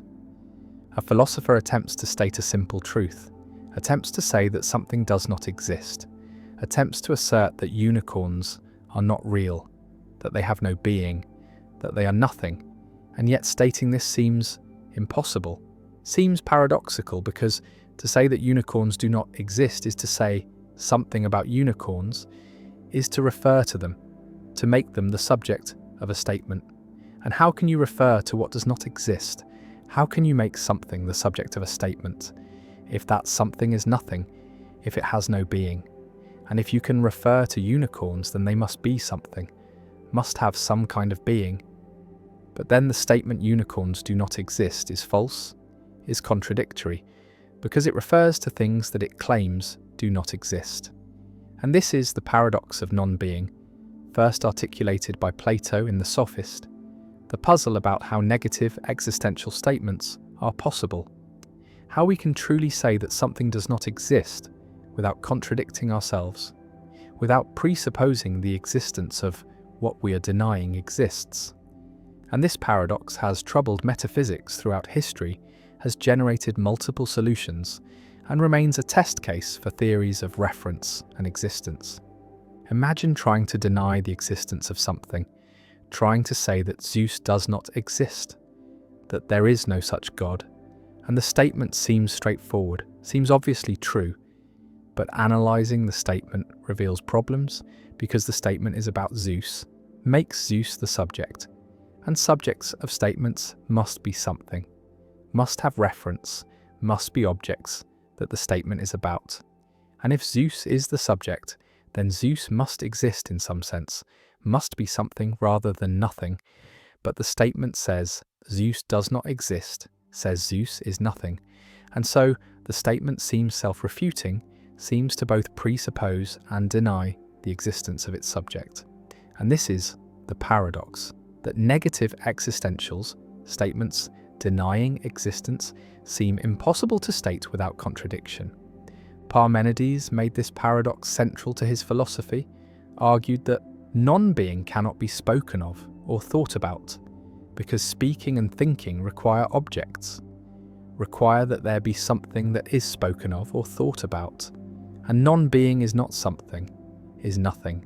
And so non-being is inexpressible, unthinkable. And from this Parmenides concluded that non-being does not exist, that everything that is exists, that reality is one unchanging being, and change is impossible because change would require something to come into being from non-being or to pass into non-being, and both are impossible. And this radical conclusion follows from taking the paradox of non-being seriously, from accepting that we cannot coherently speak of what does not exist. Visualize the paradox as a linguistic trap. When you say X does not exist, you seem to refer to X, and reference requires that X be something, and if X is something, then X exists. And so the statement is self-refuting, and yet negative existentials seem to be true, seem to be among the most basic truths. And we need to explain how they can be true without contradiction, how we can deny existence without presupposing it. And this requires a theory of reference that allows reference to non-existence, or that reinterprets negative existentials so they do not really refer to their apparent subjects.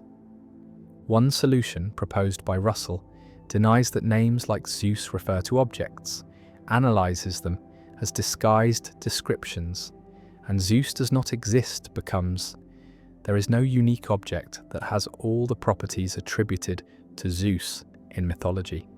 And this existential statement does not refer to Zeus, does not presuppose any object, but simply denies that the description is satisfied. And this allows negative existentials to be true, without paradox, without reference to non-existence.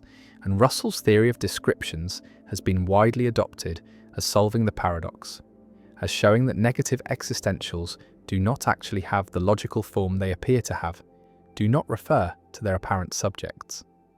Another solution from free logic distinguishes between existence and reference, allows that terms can refer without presupposing existence, and negative existentials are statements that deny existence while preserving reference, and this requires revising classical logic, requires allowing that some terms refer to nothing, are empty names, and statements containing empty names can still be meaningful, can still have truth values. And Zeus does not exist is true because Zeus is an empty name, refers to nothing, and the statement denies existence without presupposing it. And free logic has been developed extensively, provides formal semantics for empty names, and handles the paradox by liberalizing logic to allow reference without existence. A third solution, from Meinongian approaches, accepts that non-existent objects are real in a broad sense, have being even if they lack existence, and Zeus does not exist is true, because Zeus is a non-existent object, has being but lacks existence, and statements about Zeus refer to this non-existent object, and the paradox is dissolved because reference does not require existence, only requires being, and non-existent objects have being, have properties, can be subjects of true statements, and this solution preserves the intuition that negative existentials refer to their subjects, while denying that reference requires existence. The paradox also appears in discussions of nothingness, of absolute non-being, because to say that absolute nothing is impossible seems to require referring to absolute nothing, making it the subject of a statement. And if it is the subject, then it must be something. And so the statement that nothing is impossible presupposes that nothing is something. And this generates contradiction. And Heidegger made this paradox central to his philosophy, explored the nature of nothingness, argued that nothing is not a thing, but is the horizon of being, the possibility of non-being that makes being intelligible. And discussing nothing requires special language, requires recognizing that nothing is not an object, but is something more fundamental. And the paradox shows limits of ordinary language, shows that metaphysics pushes language beyond its designed capacities. Some philosophers embrace the paradox, accept that there are true contradictions, dialetheas, statements that are both true and false, and negative existentials are examples, are both true because they correctly deny existence, and false because they refer to their subjects, and reference presupposes existence. And this paraconsistent approach accepts contradiction, develops logics that allow true contradictions without explosion, without allowing everything to be provable. And while controversial, paraconsistent logic provides one way of handling the paradox, accepts that negative existentials are genuinely paradoxical, are both true and false. The statement stands: Zeus does not exist, unicorns are not real, nothing is something, and the paradox remains, hovering over negative existentials, challenging theories of reference, forcing recognition that denying existence is not as simple as it seems. That we cannot straightforwardly say that something is nothing without creating logical tension, and the paradox of non-being endures as one of the oldest problems in philosophy, a problem recognized by Plato, central to Parmenides, unresolved by centuries of analysis. And various solutions exist, various ways of dissolving or accepting the paradox, but no consensus emerges, and the paradox persists, a reminder that language struggles to express non-existence, that negation creates puzzles, and that the boundary between being and non-being resists clear articulation. The ontological paradox: why existence itself is impossible. A philosopher asks the most fundamental question in metaphysics, asks why anything exists at all, why there is something rather than nothing, and this question seems to demand an answer.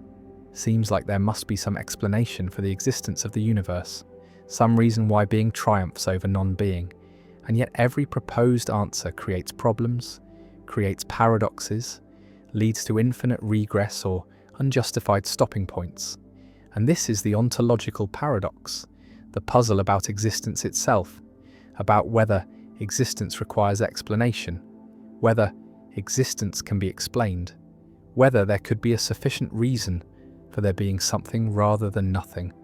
And the paradox arises because existence seems to be a brute fact, seems to be something that just is without explanation, and yet accepting brute facts seems unsatisfying, seems to violate the principle of sufficient reason, the principle that everything has an explanation, and this tension between the demand for explanation and the impossibility of ultimate explanation creates the ontological paradox, a paradox that has troubled philosophers since ancient times, that remains unresolved, that perhaps cannot be resolved, and that reveals deep limits on human understanding, on our capacity to explain why things are rather than why they are not.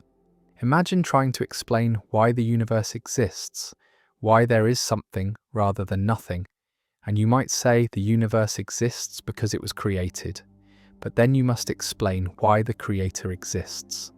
And if you say the creator exists necessarily, exists by its own nature, cannot fail to exist, then you face the question of why necessary existence is possible, why there are any necessary beings, why the category of necessary existence is not empty. And if you say the creator has no explanation, exists as a brute fact, then you have abandoned the demand for explanation, have accepted that existence requires no reason, And if existence requires no reason, then why not say the universe itself exists as a brute fact? Why invoke a creator at all? And the explanatory chain either goes on forever, infinite regress, or stops at something unexplained. Brute fact, and neither option is satisfying. Neither provides the ultimate explanation we were seeking. And the ontological paradox emerges, the recognition that existence cannot be fully explained. That the question why something, rather than nothing, has no satisfactory answer. The paradox can be stated as an impossibility argument. Either everything has an explanation, or some things are brute facts without explanation. If everything has an explanation, then there must be an explanation for the totality of all facts, for why anything exists at all. And this explanation must appeal to something outside the totality, something that explains why the totality exists. But nothing is outside the totality. The totality includes everything, and so there can be no explanation for the totality, and so not everything has an explanation. And there are brute facts, and if there are brute facts, then the principle of sufficient reason is false, and we must accept that some things exist without reason, without explanation, and if existence requires no explanation, then the question why something rather than nothing has no answer is not a real question, is based on the false assumption that existence requires explanation.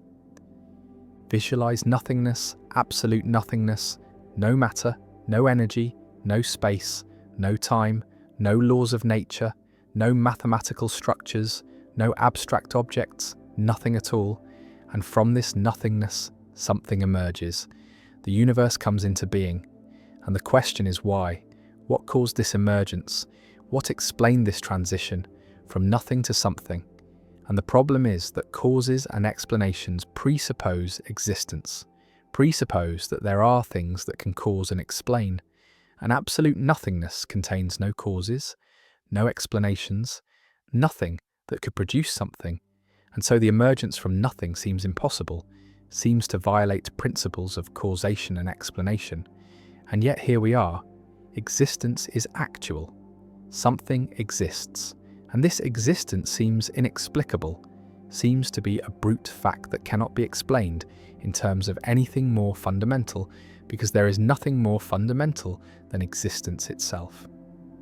One response to the ontological paradox accepts it, accepts that existence is a brute fact, that there is no explanation for why there is something rather than nothing, that the universe just exists without reason. And this response abandons the principle of sufficient reason, abandons the demand that everything be explained, and treats existence as the foundation, as the starting point beyond which explanation cannot go.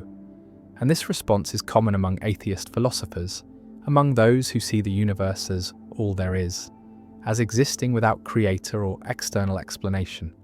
And the ontological paradox is dissolved by rejecting one of its premises, by denying that existence requires explanation.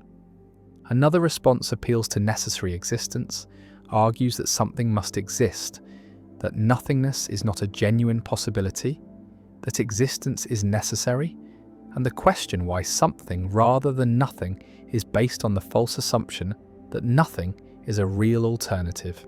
And various arguments have been offered for necessary existence, arguments that nothingness is unstable, that something must arise from nothing due to quantum fluctuations or logical necessity, or arguments that necessary beings like God exist by their nature and cannot fail to exist. And these arguments attempt to show that existence is not contingent, not dependent on external factors, but is necessary, is unavoidable.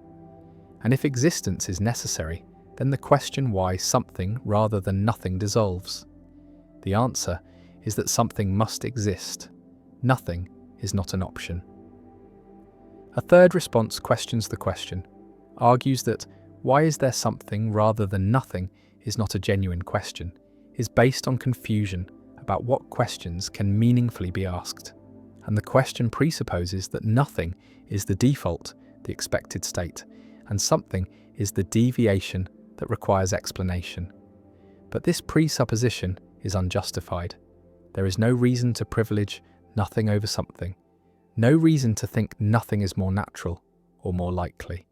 And if something and nothing are on equal footing, then the question collapses, becomes unanswerable because it has no presupposition to support it. And the ontological paradox dissolves because the founding question is revealed to be pseudo-question. The ontological paradox also connects to debates about cosmology, about the origin of the universe, about whether the Big Bang was the beginning of everything, or whether something existed before, and cosmologists have proposed various scenarios. Eternal inflation, where universes are constantly being created in a multiverse. Cyclic cosmologies, where the universe goes through endless cycles of expansion and contraction. Quantum creation, where the universe emerged from quantum vacuum fluctuations, and each scenario pushes the question back, explains our universe in terms of something more fundamental.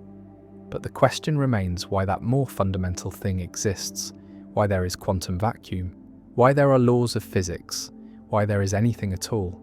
And the ontological paradox persists at every level, cannot be escaped by postulating more fundamental entities or processes.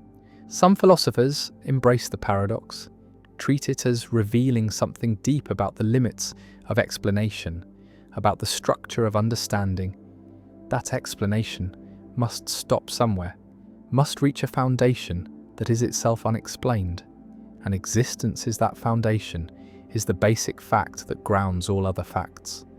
And accepting this involves accepting that not everything can be explained, that the demand for total explanation is impossible to satisfy, and the ontological paradox is not a problem to solve, but a limit to accept, a recognition that human understanding has boundaries, that some questions have no answers, and the question, why is there something rather than nothing, is such a question, is beyond our capacity to answer. And we must live with the mystery, with the brute fact of existence. The universe exists, spreads across billions of light years, contains galaxies and stars and planets and life. And the question echoes, why? Why does any of this exist? Why is there something rather than nothing? And no answer fully satisfies, no explanation reaches the ultimate ground. And the ontological paradox persists, ancient and insoluble. A paradox that reveals the limits of metaphysics, the boundaries of explanation, the point where philosophy must fall silent and accept that existence simply is, without reason, without cause, without ultimate explanation. And the paradox endures as one of the deepest problems in philosophy, a problem that perhaps cannot be solved because it points to the edge of what can be understood, the limit where explanation gives out and brute fact takes over, and existence remains, mysterious and fundamental, and the question remains unanswered and perhaps unanswerable. The paradox of democracy, when majority rule destroys itself. A democratic society values freedom and equality, gives every citizen voice, allows majority rule to determine policy, and this seems just, seems fair, seems like the best system for governance. And yet democracy contains internal tensions, contains paradoxes that threaten its stability, and one fundamental paradox asks, what democracy should do when the majority votes to end democracy? When the people use democratic procedures to elect authoritarian leaders who promise to dismantle democratic institutions? And if democracy respects majority, will it must allow this outcome, must permit its own destruction? But if democracy forbids this outcome, prevents the majority from choosing authoritarianism, then it violates its own principles, acts undemocratically. And this is the paradox of democracy, the recognition that democracy's commitment to majority rule can lead to outcomes that destroy democracy itself. And navigating this paradox requires balancing competing values, requires defending democracy sometimes against democratic procedures, requires recognizing that procedural democracy is not sufficient, that substantive commitments to rights and freedoms are necessary to preserve democracy. And this paradox has been central to political philosophy since ancient times. was recognized by Plato, who argued that democracy tends toward tyranny, and the paradox remains relevant today as democratic societies face authoritarian movements that use democratic means to gain power. Imagine an election where an authoritarian party campaigns on promises to restrict freedoms, to eliminate checks and balances, to concentrate power, to end future elections, and this party wins a majority, wins through legitimate democratic procedures, through free and fair voting, and now the society faces a choice. Honour the election results and allow democracy to be dismantled, or override the results and preserve democracy by undemocratic means. And neither option is satisfactory. Both involve betraying core democratic values. And the paradox emerges from the fact that democracy values both procedural fairness and substantive freedoms. And these can conflict. Majority can threaten minority rights, can threaten the institutions that make democracy possible. And when conflict occurs, democracy faces an impossible choice. Preserve procedure or preserve substance, respect majority, will or defend fundamental freedoms. The paradox connects to Karl Popper's paradox of tolerance, the recognition that unlimited tolerance leads to the disappearance of tolerance, that tolerant societies must be intolerant of intolerance to survive. And the same structure applies to democracy. Unlimited democracy, democracy that respects all majority decisions regardless of content, leads to the disappearance of democracy. And democratic societies must be undemocratic toward anti-democratic movements to preserve democracy, and this creates the paradox. Democracy must violate its principles to preserve its principles, must act undemocratically to remain democratic. And this tension is permanent, is inherent in the structure of democracy, cannot be fully resolved, but must be managed through careful balancing of competing considerations. Visualize democracy as having two aspects: procedural democracy, which emphasizes voting, majority rule, fair elections, and substantive democracy, which emphasizes rights, freedoms, protections for minorities, and ideally these aspects reinforce each other. Procedures protect rights and rights enable procedures, but they can conflict. Procedures can be used to undermine rights, majorities can vote to restrict freedoms, and when conflict occurs, the society must choose which aspect to prioritize, and different societies make different choices. Constitutional democracies emphasize substantive protections, have constitutions that limit majority power, protect fundamental rights even against majority will, and these systems accept that democracy involves more than majority rule, involves commitments to principles that cannot be overridden by votes. And this resolves the paradox partially, makes democracy less purely procedural, more substantively constrained. One response to the paradox argues that true democracy is substantive, not procedural, that democracy is not just about voting, but about respecting rights, protecting minorities, ensuring freedom. And when these substantive commitments are threatened, even by majority vote, democracy requires defending them, requires overriding the majority. And this militant democracy, this democracy that defends itself against anti-democratic forces, is not a betrayal of democracy, but is its preservation, is necessary to maintain the conditions that make democracy possible. And historical examples support this. Societies that failed to restrict anti-democratic movements, that allowed authoritarians to use democratic procedures to gain power, lost their democracies, and hindsight suggests that early intervention, that militant defense would have been justified, would have preserved democracy even though it involved undemocratic means. Another response distinguishes between procedural rules and constitutional principles, argues that democracies should have entrenched principles that cannot be changed by ordinary procedures, that require supermajorities or constitutional amendments, and these entrenched principles include fundamental rights, democratic structures, and protections for minorities. And ordinary majorities can make policy within these constraints, but cannot override the principles themselves. And this response preserves both procedural and substantive democracy, allows majority rule within limits. And the paradox is resolved by recognizing that democracy is hierarchical, has constitutional principles at one level and democratic procedures at another, and procedures operate within the framework set by principles, and this framework is not itself subject to ordinary democratic revision. A third response embraces the paradox, accepts that democracy is inherently unstable, inherently vulnerable to self-destruction, and argues that this vulnerability is a price worth paying for freedom, that the alternative, restricting democracy to protect democracy, is worse than the risk of democratic collapse. And this radical democratic response trusts in the people, trusts that majorities will not choose their own oppression, and when they do, the society pays the price. And this response is rare. Most societies are unwilling to risk democratic collapse, prefer to impose constraints on democracy, but the response represents one coherent position, one way of resolving the paradox by accepting its consequences.